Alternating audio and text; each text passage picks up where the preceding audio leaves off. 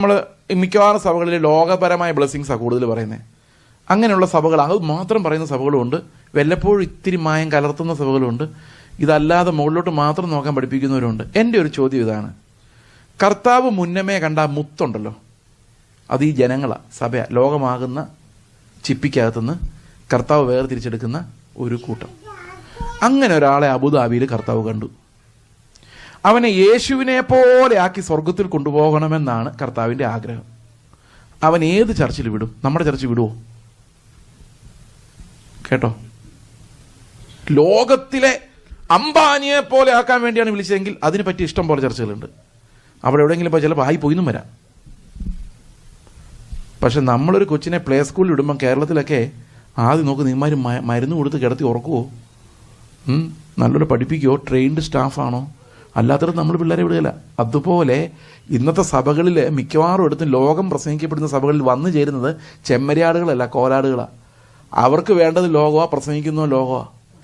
അതുകൊണ്ട് ആരാ ഇങ്ങോട്ട് ആൾക്കാരെ പറഞ്ഞു വിടുന്നറിയോ? ഈ ലോകത്തെക്കുറിച്ച് പ്രസംഗിച്ചാൽ ദൈവമല്ല, അവൻ്റെ ആടുകളെ അവൻ വിടണമെങ്കിൽ ക്രിസ്തുവിൻ്റെ തേജസ് ആ സഭയിൽ വെളിപ്പെടുത്തപ്പെടണം, ഉപദേശ സത്യങ്ങളിലെത്തണം. ആ കുഞ്ഞിനെ ഇവരുടെ കയ്യിൽ ഏൽപ്പിച്ചാൽ ഇവർ ഫെലോഷിപ്പിൽ നടത്തി അവനെ ക്രിസ്തുവിനെ പോലെ ആക്കും എന്ന് കർത്താവിൻ്റെ ബോധ്യമാണ് ഓരോരുത്തർ ഓരോ സ്ഥലങ്ങളിലേക്ക് വിടുന്നത്. മനസ്സിലാവുന്നുണ്ടോ? അപ്പോൾ അബുദാബിയിൽ ഒരു തിരഞ്ഞെടുക്കപ്പെട്ട ആളുടെ കർത്താവ് എങ്ങോട്ട് വിടണം? സ്വർഗത്തിൽ പോകാൻ, ക്രിസ്തുവിൻ്റെ തേജസ് പ്രാപിക്കാൻ ഒരാളെ കർത്താവ് കണ്ടിട്ടുണ്ടെങ്കിൽ അവൻ എവിടെ വിടണം? പ്രിയ സഹോദരങ്ങളെ, നമ്മുടെ അടുത്ത് വിടണം.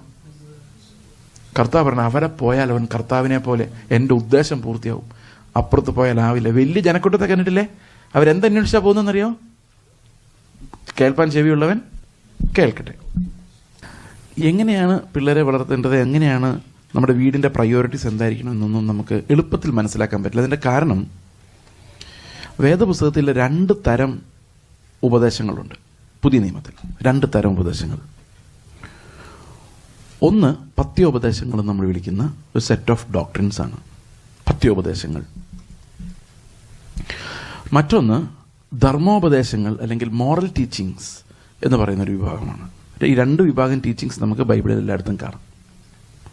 പത്യോപദേശം അല്ലെങ്കിൽ teaching of the sound doctrine, ഉപദേശ രൂപം. ആ ഉപദേശ രൂപത്തിൻ്റെ പ്രബോധനം ആണ് സഭയിൽ ആദ്യം നടക്കേണ്ടത്.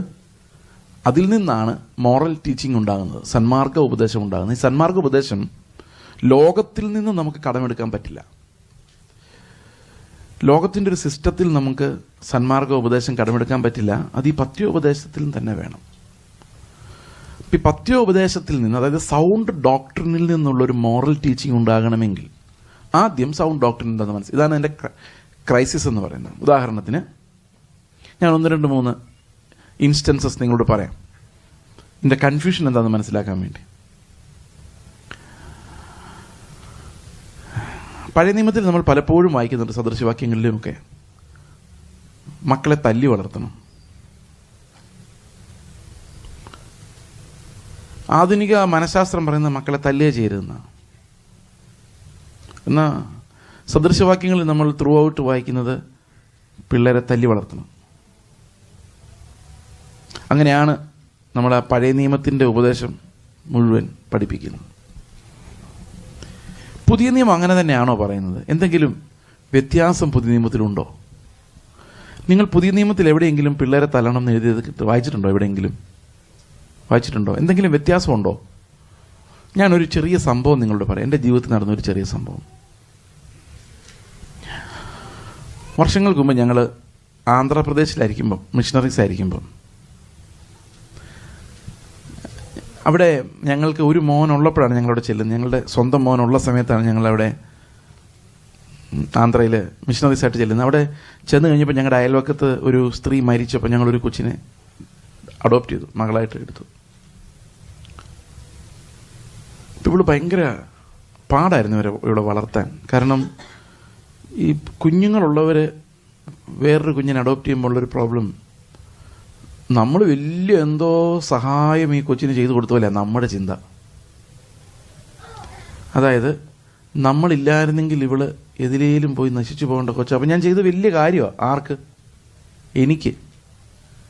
ഈ കൊച്ചിന് എല്ലാ ദിവസവും എന്നെ എടുത്ത് വളർത്തിയതിനായിട്ട് നന്ദി പാപ്പ എന്ന് പറഞ്ഞ് പറയാൻ പറ്റിയല്ല, അവൾക്ക് അറിയത്തില്ല.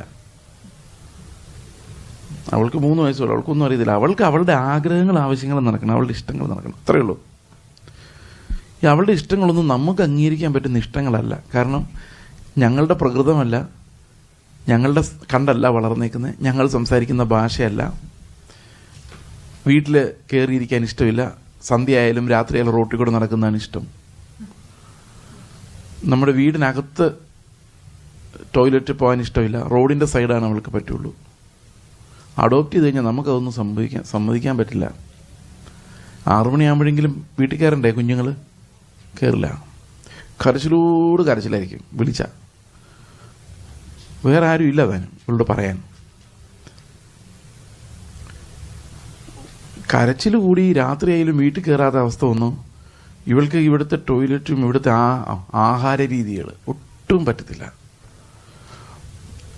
അവൾ അവിടെ നിന്ന് ഇവിടെ നിന്നൊക്കെ പൈസ എടുത്തുകൊണ്ട് പോയി റോഡിൻ്റെ വഴിയിലിരിക്കുന്ന ഈ പ്ലാസ്റ്റിക് കൂടിലൊക്കെ പൊതിഞ്ഞു വരുന്ന പലതരം പലഹാരങ്ങൾ കഴിച്ച് ജീവിച്ചവൾ വീട്ടിലുണ്ടാക്കുന്ന ഫുഡ് അൺഅക്സെപ്റ്റബിളാണ്.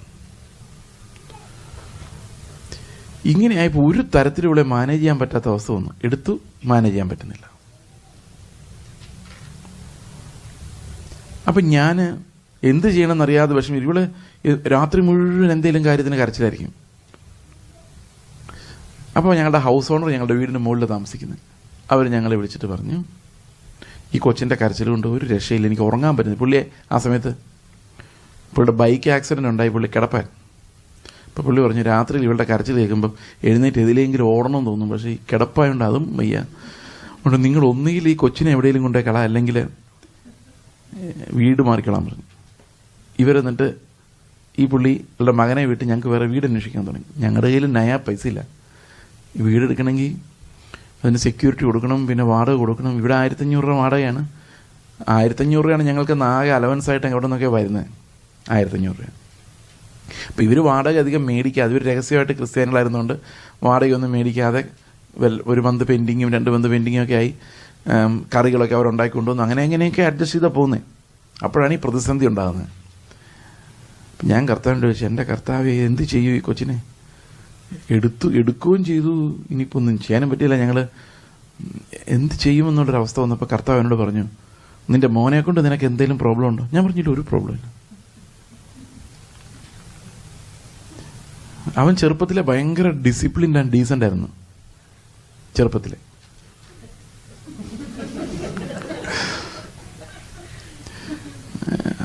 വൈകിട്ട് ഒരു 8:45 ഉറങ്ങിയ രാവിലെ 6:45 വരെ നോ ഡിസ്റ്റർബൻസ്. ഒരു രാത്രി മാത്രം എൻ്റെ ഭാര്യ അവന് വേണ്ടി കണ്ണു തുറന്ന് ഉറക്കമുളച്ചിരുന്നിട്ടുള്ളൂ. ചെറുപ്പത്തിൽ പോലും അവൻ്റെ ഡ്രസ്സ് ചെളിയാവത്ത് പോലും ഇല്ലായിരുന്നു. 1.5 വയസ്സൊക്കെ ആവുന്നതിന് മുമ്പ് തന്നെ, 1 വയസ്സാകുമ്പോൾ തന്നെ ടോയ്ലറ്റ് ട്രെയിനിങ് അത്ഭുതകരമായിട്ട്, അതായത് എൻ്റെ ഭാര്യയുടെ കാലേ കിടന്ന് കാലിൻ്റെ ഇടയിൽ ഒരു പേപ്പർ വെച്ച് അങ്ങനെ പോവുള്ളൂ, അല്ലാതെ പോവില്ല, അങ്ങനെ കിടത്തിയാൽ മാത്രമേ പോവുള്ളൂ. 1 വയസ്സായപ്പോഴേക്കും അങ്ങനെ ആയിരുന്നു. അപ്പോൾ ഒരു തരത്തിലും യാതൊരു ഡിസ്റ്റർബൻസും ഉണ്ടാകാതെയാണ് ഇവൻ വളർന്നു വരുന്നത്. അപ്പോൾ ഞാൻ പറഞ്ഞു, എൻ്റെ മോനെ കൊണ്ട് എനിക്കൊരു പ്രശ്നമില്ലെന്ന്.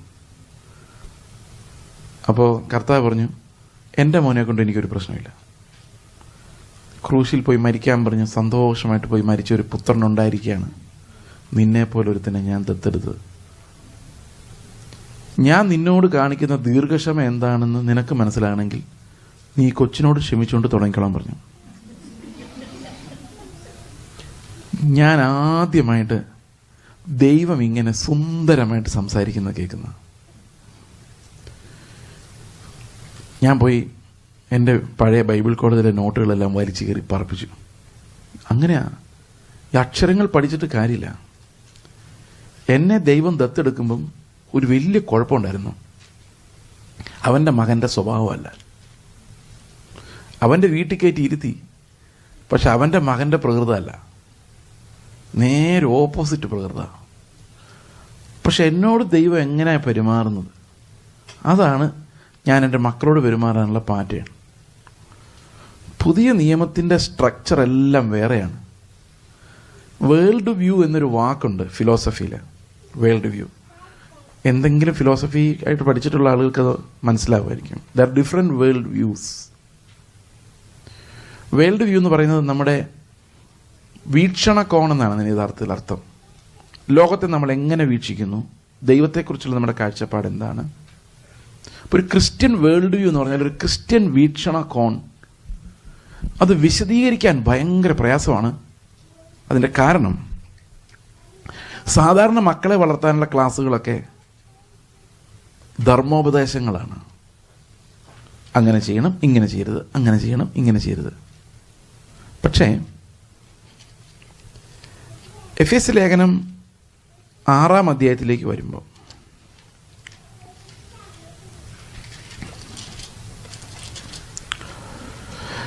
മക്കളെ നിങ്ങളുടെ അമ്മയപ്പന്മാരെ കർത്താവിൽ അനുസരിപ്പിൻ. വളരെ സന്തോഷം, അത് ന്യായമല്ലോ. ഇത് മക്കൾ എപ്പോഴും വായിക്കണമെന്ന് മാതാപിതാക്കളുടെ ആഗ്രഹം. ഞാനിപ്പോഴും ഓർക്കുന്നുണ്ട്, എൻ്റെ മകൻ സൺഡേ സ്കൂൾ ചർച്ചിൽ പറയാൻ വേണ്ടി ഒരു വാക്യം ചോദിച്ചപ്പം എൻ്റെ ഭാര്യ പറഞ്ഞു കൊടുത്തത് സദൃശവാക്യങ്ങളിൽ മക്കളെ അപ്പനെ അനുസരിക്കണം എന്നുള്ള കാര്യമാണ്. അവനത് പാവം പോയി പറഞ്ഞ്, നിനക്ക് നന്മ ഉണ്ടാകുവാനും നീ ഭൂമിയിൽ ദീർഘായുസോടെ ഇരിപ്പാനും നിൻ്റെ അപ്പനെയും അമ്മയും ബഹുമാനിക്കുക എന്ന് വാഗ്ദത്തത്തോടു കൂടി ആദ്യത്തെ കൽപ്പനയാകുന്നു. അടുത്ത വാക്യം, പിതാക്കന്മാരെ, നിങ്ങൾക്ക് ഇഷ്ടമാണോ ഈ വാക്യം? നിങ്ങൾക്ക് ഈ വാക്യം ഇഷ്ടമാണോ? പിതാക്കന്മാരെ, നിങ്ങളുടെ മക്കളെ ദേഷ്യം പിടിപ്പിക്കാതെ കർത്താവിൻ്റെ ബാലശിക്ഷയിലും. ഇതാണ് ഞാൻ നിങ്ങളോട് പറഞ്ഞത്, ഗോഡ്സ് ഡിസിപ്ലിനിങ്. അതിനകത്ത് ഞാനിവിടെ കാണുന്നത്, എനിക്ക് തോന്നുന്നത് അതിൻ്റെ ഇപ്പോൾ ലാംഗ്വേജ് അതിനിട്ടത് കിങ് ജെയിംസ് ആണെന്ന് തോന്നുന്നു എഴുതിയിരിക്കുന്നത്. But bring them up in the nurture and admonition of the Lord. ദൈവത്തിൻ്റെ അതേ വ്യവഹാരത്തോടെ നമ്മൾ ഈ കുഞ്ഞുങ്ങളോട് ഇടപെടുക എന്നാണ്. That requires so much of balance. അതുമാത്രമല്ല, ഈ അഡ്മോണിഷൻ എന്നുള്ള വാക്ക് അവിടെ ട്രാൻസ്ലേറ്റ് ചെയ്തിരിക്കുന്നു, നോക്കിക്കേ. മലയാളത്തിൽ എങ്ങനെയാണെന്നറിയോ? നിങ്ങളുടെ മക്കളെ കോപിപ്പിക്കാതെ കർത്താവിൻ്റെ ബാലശിക്ഷയിൽ. ബാലശിക്ഷ എന്ന് പറയുന്നത് ഇറ്റ്സ് ഡിസിപ്ലിനിങ്, നർച്ചറിങ്. പത്യോപദേശത്തിലും പോറ്റി വളർത്തുക. ധർമ്മോപദേശത്തിലല്ല. ധർമ്മോപദേശത്തിലാണെങ്കിൽ നമ്മൾ രാവിലെ ഉച്ചയ്ക്കും വൈകിട്ടും പൊട്ടിക്കേണ്ടി വരും. അതുകൊണ്ട് ഈ പിള്ളേരെ പത്യോപദേശത്തിൽ പോറ്റി വളർത്തണം എന്ന് പറഞ്ഞാൽ എൻ്റെ അർത്ഥം, they should know the sound doctrines of the church, sound doctrines of the faith.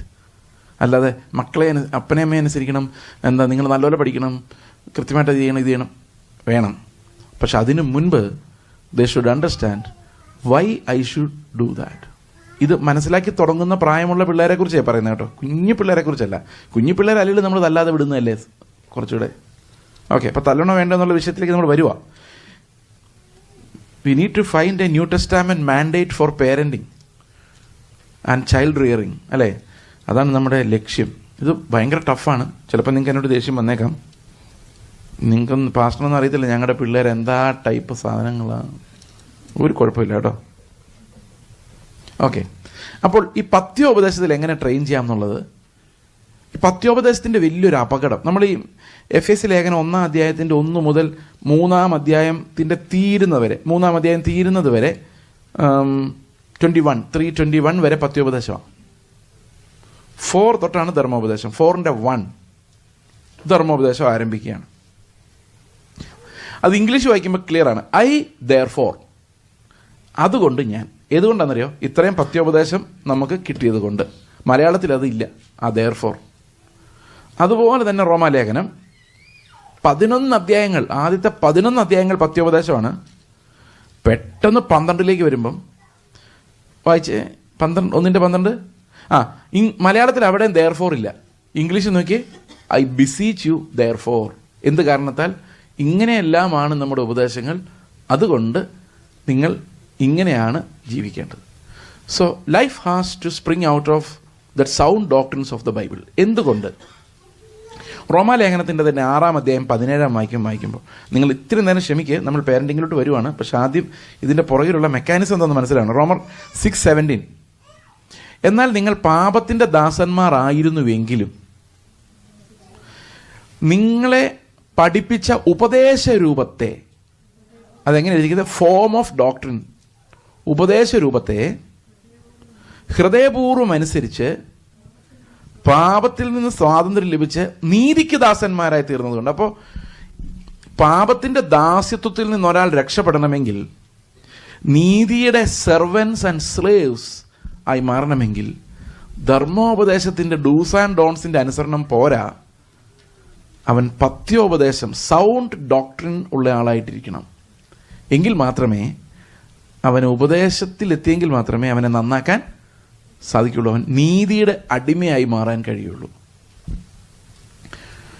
Okay, അപ്പോൾ നമ്മൾ കുഞ്ഞുങ്ങളെ വളർത്തുമ്പോൾ അവർ aim is not to make them good children, but believing children who fear God. ദൈവത്തെ ഭയപ്പെടുന്ന കുഞ്ഞുങ്ങളായി വരിക എന്നുള്ളതാണ്. അതെങ്ങനെയാണ് സാധിക്കുന്നത്? നമുക്ക് ഈ പഥ്യോപദേശം മുഴുവൻ പഠിപ്പിക്കാൻ ഇപ്പം സമയമില്ലല്ലോ. കാരണം നിങ്ങൾ കൂടുതൽ ആൾക്കാർക്ക് കേൾക്കാൻ ഇഷ്ടം ധർമ്മോപദേശമാണ്. ഒന്നുകൂടെ കേട്ടോ ഞാൻ പറഞ്ഞ വേണമെങ്കിൽ, എല്ലാവർക്കും കേൾക്കാൻ ഇഷ്ടം എന്താണെന്നറിയോ? പഥ്യോപദേശമല്ല, ധർമ്മോപദേശം. പഥ്യോപദേശം ബോറിങ്ങാണ്. ധർമ്മോപദേശം ഭയങ്കര രസമാണ്. നിങ്ങൾ മോഷ്ടിക്കരുത്, കൊല്ലരുത്. അപ്പം നമ്മളാരും അധികം പേരും ചെയ്യുന്നില്ല. താനും ചെയ്യുന്ന വേറെ കുറേ ആൾക്കാരെ നമുക്ക് ഓർമ്മ വരികയും ചെയ്യും. ഇതൊക്കെ നല്ല രസമാണ്. പക്ഷേ പഥ്യോപദേശം എളുപ്പമല്ല. പഥ്യോപദേശം ഗ്രഹിക്കാൻ പാടാ. അത് കുഞ്ഞുങ്ങൾക്ക് എളുപ്പം പഠിക്കാൻ. ഇത്തിരി പ്രായമായി കഴിഞ്ഞാൽ പഥ്യോപദേശം ഗ്രഹിക്കാൻ അത്രയും കൂടെ പാടാ. അതുകൊണ്ട് യൗവനകാലത്ത് തന്നെ സൃഷ്ടാവിനെ അറിഞ്ഞാൽ പഥ്യോപദേശങ്ങൾ വളരെ പെട്ടെന്ന് മനസ്സിലാവും. ഞാനിതെല്ലാം പറയാൻ കാരണം, ഒരു വിദ്യാർത്ഥി ആയിരിക്കുമ്പോൾ കർത്താവിനെ രക്ഷകനായി സ്വീകരിക്കാൻ എനിക്ക് കഴിഞ്ഞതുകൊണ്ടാണ്. എൻ്റെ വീട്ടുകാരെല്ലാം ഓർത്തഡോക്സുകാരൊക്കെ ആയിരുന്ന സമയത്ത്. അതുകൊണ്ട് വളരെ ചെറുപ്പത്തിലെ കർത്താവ് എന്താണ് ഉദ്ദേശിക്കുന്നതെന്ന് എനിക്ക് കുറച്ചൊക്കെ, അന്നത്തെ കാലത്തനുസരിച്ച് കുറച്ചൊക്കെ മനസ്സിലായതുകൊണ്ട് അതിലെനിക്ക് വളരെ സന്തോഷമുണ്ട് സത്യം പറഞ്ഞാൽ. കാരണം അതൊരു വലിയ ബ്ലെസ്സിങ് ആയിട്ട് ഞാൻ എൻ്റെ ജീവിതത്തിൽ കരുതുന്നു. അതുകൊണ്ട് കുഞ്ഞുങ്ങൾ ജീവനെ അറിയുക, ക്രിസ്തുവിനെ അറിയുക. കുഞ്ഞുങ്ങൾ ആ പുതിയ നിയമത്തിൻ്റെ നമുക്ക് വെളിപ്പെടുത്തി തന്നിരിക്കുന്ന ആത്മാവിലുള്ള ജീവിതം ചെറുപ്പത്തിലേ ആസ്വദിച്ച് തുടങ്ങുക. പക്ഷെ അത് അപ്പനും അമ്മയും വിശ്വാസി ആയതുകൊണ്ടോ ഒന്നും നടക്കില്ല. അത് ദൈവത്താൽ തന്നെ സംഭവിക്കണം. യോഹന്നാന്റെ സുവിശേഷം 1:12 പറയുന്നത് എന്താണ്? ജോൺ ചാപ്റ്റർ 1:12, അവനെ കൈക്കൊണ്ട് അവൻ്റെ നാമത്തിൽ വിശ്വസിക്കുന്ന ഏവർക്കും ദൈവമക്കളാകുവാൻ അവൻ അധികാരം കൊടുത്തു. അത് നമുക്കറിയാവുന്ന വാക്യം. അടുത്ത വാക്യമാണ് എൻ്റെ പ്രശ്നം. അവർ ജനിക്കുന്ന എങ്ങനെയാണെന്നറിയോ? ദൈവമക്കളാകുന്ന എങ്ങനെയാണെന്നറിയോ? രക്തത്തിൽ നിന്നല്ല എന്ന് പറഞ്ഞാൽ അപ്പനും അമ്മയും വിശ്വാസിയാണ് എന്ന് വിചാരിച്ച് മക്കളാവില്ല. വേണമെങ്കിൽ അപ്പനും അമ്മയും പ്രാർത്ഥിക്കുന്ന പോലെ ഇവനെ കൊണ്ട് പ്രാർത്ഥിപ്പിക്കാം. അപ്പനും അമ്മയും ബൈബിൾ വായിക്കുന്ന പോലെ രാവിലെ ബൈബിൾ വായിച്ചോടാ എന്ന് ചോദിക്കാം. അവൻ ചിലപ്പോൾ എഴുന്നേറ്റ് പോയി ബൈബിൾ വായിക്കും. 2 ദിവസം വായിച്ചില്ലെങ്കിൽ പറഞ്ഞു, നീ ബൈബിൾ വായിക്കാറുണ്ടോ എല്ലാ ദിവസവും? അതുകൊണ്ടാണ് നിനക്ക് മാർക്ക് കുറഞ്ഞു പോയത്. മാർക്ക് കുറയാതിരിക്കണമെങ്കിൽ എന്ത് ചെയ്യണം? ബൈബിൾ വായിക്കണം. എന്ത് കഷ്ടപ്പാടാന്ന് നോക്കിയോ രാവിലെ എഴുന്നേറ്റിട്ട്. എന്നാൽ പിന്നെ in the beginning God created heavens and. Okay, ഞാൻ ബൈബിൾ വായിച്ചു. അവൻ ഓരോ ദിവസം ചെല്ലുന്തോറും ഈ ബൈബിളിനെ സ്നേഹിക്കുകയോ വെറുക്കുകയോ ഇതൊരു വലിയ ഭാരമായിട്ട് അവൻ്റെ തലയിലേക്ക് വന്നിരിക്കുന്നു. ചെറുപ്പത്തിലെ ഭാരമായിട്ട്. കാരണം എന്താ പറയുക? ജീവനില്ലാതെ നമ്മൾ എന്തിനെ അനുസരിച്ചാലും അത് ഭാരമാണ്. ചില അപ്പനമ്മമാർ പിള്ളേരെയും കൊണ്ട് പ്രാർത്ഥിക്കാൻ ഇരുന്ന് എഴുന്നേക്കല്ല, അവരുടെ നാടി തൂങ്ങി വീഴും. അപ്പം പിള്ളേർ വിചാരിക്കുക അപ്പം പ്രാർത്ഥിച്ചാൽ കുറച്ചു നേരം കൊണ്ട് നിർത്തും, അമ്മ പ്രാർത്ഥിച്ചാൽ 2 മണിക്കൂറാവും. അപ്പം പ്രാർത്ഥിച്ചാൽ മതി, പെട്ടെന്ന് എഴുന്നേറ്റ് പോകാൻ അതാ വഴി. മടുപ്പാ. ജീവനില്ലാത്ത പ്രായത്തിൽ ഇവർക്ക് ഇത്രയും വലിയ മതത്തിൻ്റെ ഭാരം എടുത്തു വെച്ചാൽ കുറേ കഴിയുമ്പോൾ ഇവർ പേടിച്ച് എക്സാമിനേഷൻ തോറ്റു പോവോ, അല്ലെങ്കിൽ നല്ല കല്യാണം നടക്കുകയില്ല എന്നൊക്കെ വിചാരിച്ച് ചിലപ്പോൾ അനുസരിച്ചെന്ന് വരാം. അതുകൊണ്ടൊന്നും ജീവൻ പ്രാപിക്കാൻ പറ്റില്ല. We will gift them a religion that's dead and powerless. പിന്നെ വേറൊരു കാര്യമുണ്ട്, നമുക്കിതിൽ കൂടുതൽ കൊടുക്കണമെങ്കിൽ ആദ്യം നമ്മൾ ജീവൻ പ്രാപിച്ചവരാവണം. അതുതന്നെ ഇന്ന് ഭയങ്കര കഷ്ടപ്പാടാണ് ഈ ജീവൻ പ്രാപിക്കുക എന്ന് പറയുന്നത്. ഞാൻ ഈ ഇന്നത്തെ സഭകളുടെ ദയനീയാവസ്ഥ കൊണ്ടാണ് പറയുന്നത്. അതായത് ഞാനൊരു ചർച്ച ചെന്നപ്പം പിള്ളേരോടൊന്ന് സംസാരിക്കാൻ വന്നിട്ട് പറഞ്ഞു, എനിക്ക് ഈ കൗമാരപ്രായത്തിലുള്ള പിള്ളേരോട് സംസാരിക്കാൻ ഭയങ്കര ഇഷ്ടമാണ്. ഈ കുഞ്ഞു പിള്ളേരുടെ കഥ പറയണമെങ്കിൽ ഒറ്റയ്ക്ക് കിട്ടണം. ഒരു ഗ്രൂപ്പ് കുഞ്ഞു പിള്ളേരുടെ കഥ പറയാൻ പറ്റില്ല. കാരണം ഇവരുടെ മനസ്സ് ഇതിലേ പോകുന്നത് കണ്ടുപിടിക്കാൻ എനിക്കറിയാൻ പറ്റില്ല. ഒരാൾ അങ്ങോട്ട് നോക്കുമ്പോൾ ഒരാൾ ഇങ്ങോട്ട് നോക്കും. അപ്പം ഞാൻ ഇവരോട് സംസാരിച്ചു, നിങ്ങൾ രക്ഷിക്കപ്പെട്ട സംഭവം ഒന്ന് പറയാമെന്ന് എന്നോട് ചോദിച്ചു. അപ്പോൾ ഈ കുഞ്ഞുങ്ങൾ ഒരാൾ എഴുന്നേറ്റെന്ന് പറഞ്ഞു, അത് എന്താണെന്നറിയാമെങ്കിൽ ഞങ്ങൾ ICPFൻ്റെ ക്യാമ്പ്. അപ്പോൾ എനിക്കൊരാശ്വാസം, എൻ്റെ ദൈവമേ ICPFൻ്റെ ക്യാമ്പാണല്ലോ, അപ്പം ചിലപ്പം രക്ഷിക്കപ്പെട്ട് കാണുമായിരിക്കും. കാരണം ഏതായാലും ചർച്ചിൽ ഇതൊന്നും കേൾക്കാൻ പോകുന്നില്ലെന്ന് എനിക്കറിയാം. അപ്പോൾ ഞാൻ പറഞ്ഞു എന്നാൽ ഒന്ന് എക്സ്പീരിയൻസ് ഒന്ന് പറയാമെന്ന് ചോദിച്ചു. ഞാൻ പറഞ്ഞു അവർ അങ്കിൾ പ്രസംഗിച്ചുകൊണ്ടിരുന്നു, ഞങ്ങൾക്ക് ഭയങ്കര പാപബോധം ഉണ്ടായി. ഈ പാപബോധം ഉണ്ടാകുന്ന എന്നൊക്കെയാണെന്നറിയാം, അപ്പനമ്മ അനുസരിക്കാത്തതും അല്ലേ, അതൊക്കെ എല്ലാ സഭകളിലും മതങ്ങളിലും ഉള്ള പാപബോധമാണ്. ഹിന്ദുക്കളായാലും മുസ്ലിങ്ങളായാലും ലോകത്തുള്ള എല്ലാ മതങ്ങളിലും എന്തുണ്ട്? ഈ പാപബോധമുണ്ട്. കള്ളം പറഞ്ഞു, നമുക്ക് മാത്രമുള്ളത്. അത് വിട്ടാൽ എല്ലാവരും രക്ഷിക്കപ്പെടുമെങ്കിൽ എല്ലാ മതത്തിലും രക്ഷയുണ്ട്. മനസ്സിലാവുന്നുണ്ട് ഞാൻ പറയുന്നത്? മുഴുവൻ കുഴപ്പമില്ല സഹോദരങ്ങളെല്ലാം. അതായത് നമ്മൾ മനസ്സിലാക്കുന്ന ആ ഒരു വേൾഡ് വ്യൂ ലോകത്തിലെ മതങ്ങളുടെ അതേ വേൾഡ് വ്യൂ. പാപത്തെക്കുറിച്ചും നീതിയെക്കുറിച്ചുള്ള നമ്മുടെ ബോധം. നമുക്കൊരു പാപം നമ്മൾ ചെയ്തെന്ന് ബോധ്യം വരണമെങ്കിൽ ആരെങ്കിലുമായിട്ട് ദേഷ്യം പെടണം. ഇന്ന് ഞാൻ എൻ്റെ ഭാര്യയോട് ഇത്തിരി രൂക്ഷമായിട്ട് സംസാരിച്ചു. എക്സാമ്പിൾ കേട്ടോ. അത് കഴിഞ്ഞപ്പോൾ എനിക്ക് ഭയങ്കര കുറ്റബോധമായിരുന്നു. അയ്യോ ഞാൻ പാപിയാണ്. അപ്പോൾ ഇത്ര നേരം ആ ദേഷ്യപ്പെടുന്നതിന് മുമ്പ് ഇയാൾ പാപിയായിരുന്നു, അതുകൊണ്ടാണ് ദേഷ്യപ്പെട്ടത്. ദേഷ്യപ്പെട്ടപ്പോൾ പെട്ടെന്ന് നല്ലൊരു മനുഷ്യൻ പാപിയായതല്ല. മനസ്സിലാകുന്നുണ്ടെങ്കിൽ പറയാം, നമ്മൾ സെൻസ് ചെയ്യുന്നത് എപ്പോഴാണെന്നറിയോ? ലോകത്തിലുള്ള ആൾക്കാരെല്ലാം ചെയ്യുന്ന പാപങ്ങൾ നമ്മളിൽ നിന്ന് വരുമ്പോഴാണ്. അതല്ലെങ്കിൽ നമുക്ക് യാതൊരു സുബോധവും നമ്മുടെ പാപത്തെക്കുറിച്ചില്ല. എന്തെങ്കിലും ചെയ്തു പോകുമ്പോൾ പെട്ടെന്നുണ്ടാകുന്ന ആ ഒരു റിഗ്രറ്റ് അല്ല ശരിക്കും പാപബോധം. നമ്മളെ മുഴുവൻ പോക്കാൻ നമുക്കറിയാം. നമ്മളെ തന്നെ വിട്ടാൽ, ആത്മാവില്ലാതെ കർത്താവില്ലാതെ ജീവനില്ലാതെ നമ്മൾ എത്ര സൽപ്രവൃത്തി ചെയ്താലും വി ആർ സിനേഴ്സ്. അപ്പം ഞാൻ ഈ പിള്ളേർ പറഞ്ഞു, ഞങ്ങൾക്ക് ഈ കേട്ടപ്പോൾ ഭയങ്കരമായ കുറ്റബോധം ഉണ്ടായി, ഞങ്ങൾ പാപികളാണെന്ന് മനസ്സിലായി. അടുത്ത വാക്യം ഇങ്ങനെയാണ് പറഞ്ഞത്, യേശുക്രിസ്തു നമ്മുടെ പാപങ്ങളെല്ലാം ക്രൂശിൽ ക്ഷമിച്ചു, നമുക്ക് വേണ്ടി മരിച്ചു, അപ്പോൾ ഞങ്ങളുടെ പാപങ്ങളെല്ലാം ക്ഷമിച്ചു എന്ന്. അപ്പം നിങ്ങൾ തോന്നിയില്ല അപ്പം ശരിയായല്ലോ എന്ന്? അല്ലേ, ശരിയായില്ല. എന്തുകൊണ്ടാണ് ശരിയാവത്തെന്നറിയാം? അവിടെ ജീവൻ പ്രാപിച്ചില്ല. ഇവർ വിചാരിച്ചിരിക്കുന്നത് എന്താണെന്ന് വെച്ച് കഴിഞ്ഞാൽ, അപ്പം ഞാൻ ഇവരോട് ചോദിച്ചു, ഓക്കെ നിങ്ങളുടെ പാപങ്ങളെല്ലാം കർത്താവ് ക്ഷമിച്ചു, അങ്ങനെയാണെങ്കിൽ നിങ്ങളിപ്പോൾ മരിച്ച സ്വർഗത്തിൽ പോവോ? കർത്താവ് വന്നാൽ കർത്താവിൻ്റെ കൂടെ പോവോ?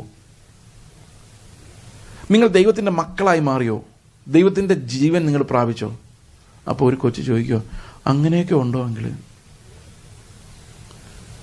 വിശ്വസിച്ചിട്ട് ദൈവമക്കളാകുന്നില്ല.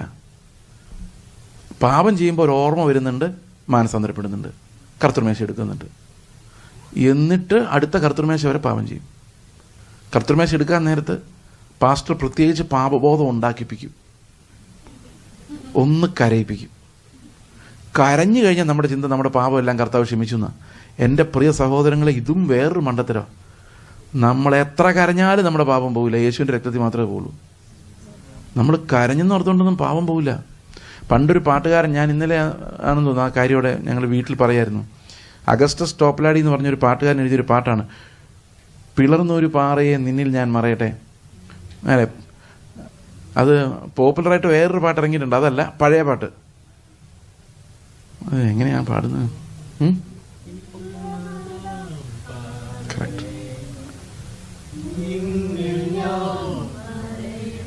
അതല്ല, ആ പാട്ടല്ല. അതാണ് ഇത് കൺഫ്യൂഷൻ ഉണ്ടാകുന്ന പുതിയ പാട്ടുകൾ ഇറങ്ങുമ്പോഴും. പിളർന്നോരു പാറയെ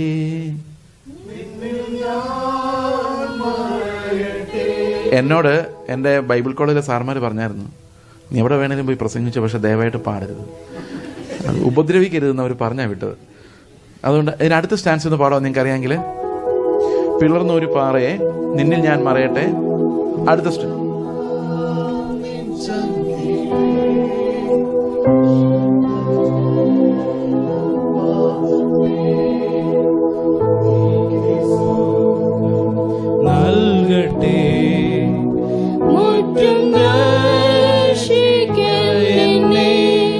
അടുത്ത ഇത് തന്നെ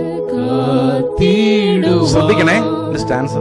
ഒട്ടും പ്രാപ്തനല്ലേ ഞാൻ, വൈരാഗ്യം ഏറിയാലും കണ്ണുനീരൊഴിഞ്ഞാലും എന്ത് സംഭവിക്കില്ല? വന്നിടാ പാപനാശം. അത്രേ ഉള്ളൂ.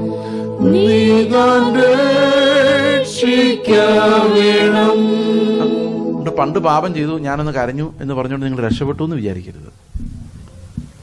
അപ്പോൾ രാവിലെ കൺഫസ് ചെയ്യുകയും വൈകിട്ട് പാപം ചെയ്യുകയും കർത്തൃമേശയുടെ രാവിലെ അന്നൊന്ന് കരയുകയും കർത്തൃമേശ എടുക്കുകയും ചെയ്താൽ നിങ്ങൾ വിശുദ്ധരായി എന്ന് വിചാരിക്കരുത്.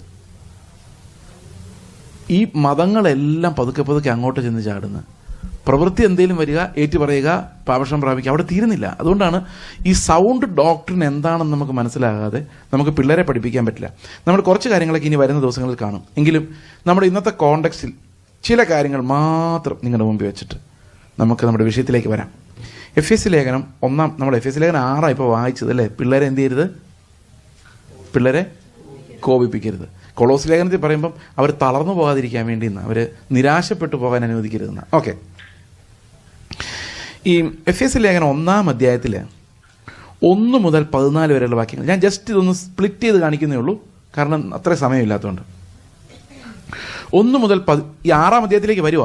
എങ്ങനെയാണ് പൗലോസ് 6-ാം അധ്യായത്തിൽ എത്തിയെന്നാണ് നമ്മൾ നോക്കുന്നത്. 1 മുതൽ 14 വരെയുള്ള വാക്യങ്ങൾ നമ്മളെ പഠിപ്പിക്കുന്നത് ക്രിസ്തുവിൽ നമ്മൾ ഉണ്ടായിരുന്നത് കൊണ്ട് നമുക്കുള്ള ബ്ലെസ്സിങ്സിനെ കുറിച്ചാണ്. ആ വാക്യം വായിക്കുമ്പോഴെല്ലാം നമുക്കത് കാണാം. 3-ാം അധ്യായത്തിൽ നമ്മെ ക്രിസ്തുവിൽ അനുഗ്രഹിച്ചിരിക്കുന്ന 4-ാം വാക്യത്തിൽ 3-ാം വാക്യത്തിൽ സ്വർഗത്തിലെ സകല ആത്മിക അനുഗ്രഹങ്ങളാൽ നമ്മളെ ക്രിസ്തുവിൽ ഇൻ ക്രൈസ്റ്റ്. 4-ാം വാക്യത്തിൽ അവൻ്റെ സന്നിധിയിൽ നാം വിശുദ്ധ നിഷ്കളങ്കരാകേണ്ടതിന് അവൻ ലോകസ്ഥാപനത്തിന് മുമ്പേ നമ്മെ 5-ാം വാക്യം അവനിൽ തിരഞ്ഞെടുക്കുകയും. അപ്പോൾ അവനിൽ, ക്രിസ്തുവിൽ. പിന്നെ 6-ാം വാക്യം നമ്മെ ദത്തെടുക്കേണ്ടതിന് അവൻ പ്രിയനായവനിൽ, ക്രിസ്തുവിൽ. 7-ാം വാക്യം അവനിൽ നമുക്ക് അതിക്രമങ്ങളുടെ മോചനമെന്ന വീണ്ടെടുപ്പുണ്ട്. ഇനി 9-ാം വാക്യം അവനിൽ എത്ര പ്രാവശ്യമായല്ലേ? In Christ, in Christ, in Christ, ക്രിസ്തുവിൽ, ക്രിസ്തുവിൽ. അപ്പൊ ക്രിസ്തുവിൽ എന്തെല്ലാം ഉണ്ട്? ക്രിസ്തുവിൽ എന്തെല്ലാം ഉണ്ട്? സ്വർഗത്തിലെ സകല ആത്മിക അനുഗ്രഹങ്ങളുണ്ട്. ഇത് പത്യോപദേശത്തിന്റെ ഭാഗമാണ്. ഞാൻ കഴിഞ്ഞ സൺഡേ ഇവിടെ പറഞ്ഞ പോലെ ആദമിൽ എന്തുണ്ട്? പാപവും മരണവും. ക്രിസ്തുവിൽ എന്തുണ്ട്? സ്വർഗത്തിലെ സകല ആത്മീക അനുഗ്രഹങ്ങളും. അപ്പം ആദമിലുള്ളവരെല്ലാം മരിക്കണം. നമ്മളെല്ലാം ആദമിലുള്ളവരായിരുന്നു. അപ്പോൾ ആദം ഇടയ്ക്കിടയ്ക്ക് ഇങ്ങനെ ഒന്ന് ഓർപ്പിക്കും, മരിക്കണം കേട്ടോ, അവൻ ചെയ്തതിൻ്റെയാ, നമ്മൾ എന്ത് ചെയ്തേ പറ്റുള്ളൂ? മരിച്ചേ പറ്റുള്ളൂ. അപ്പോൾ കർത്താവ് പറഞ്ഞു, എന്നിലുള്ളവർ ഇനി മരിക്കില്ല. കാരണം എനിക്ക് പകരം ആര് മരിച്ചു? എൻ്റെ കടം ആര് വീട്ടി? യേശു മരിച്ചപ്പോൾ എൻ്റെ കടം വീട്ടി. അപ്പോൾ ക്രിസ്തു യേശുവിലുള്ളവർക്ക്, ക്രിസ്തു യേശുവിൽ ഉള്ളവർക്ക് എന്തില്ല? ശിക്ഷാവിധിയില്ല. എൻ്റെ കാര്യം എന്താ?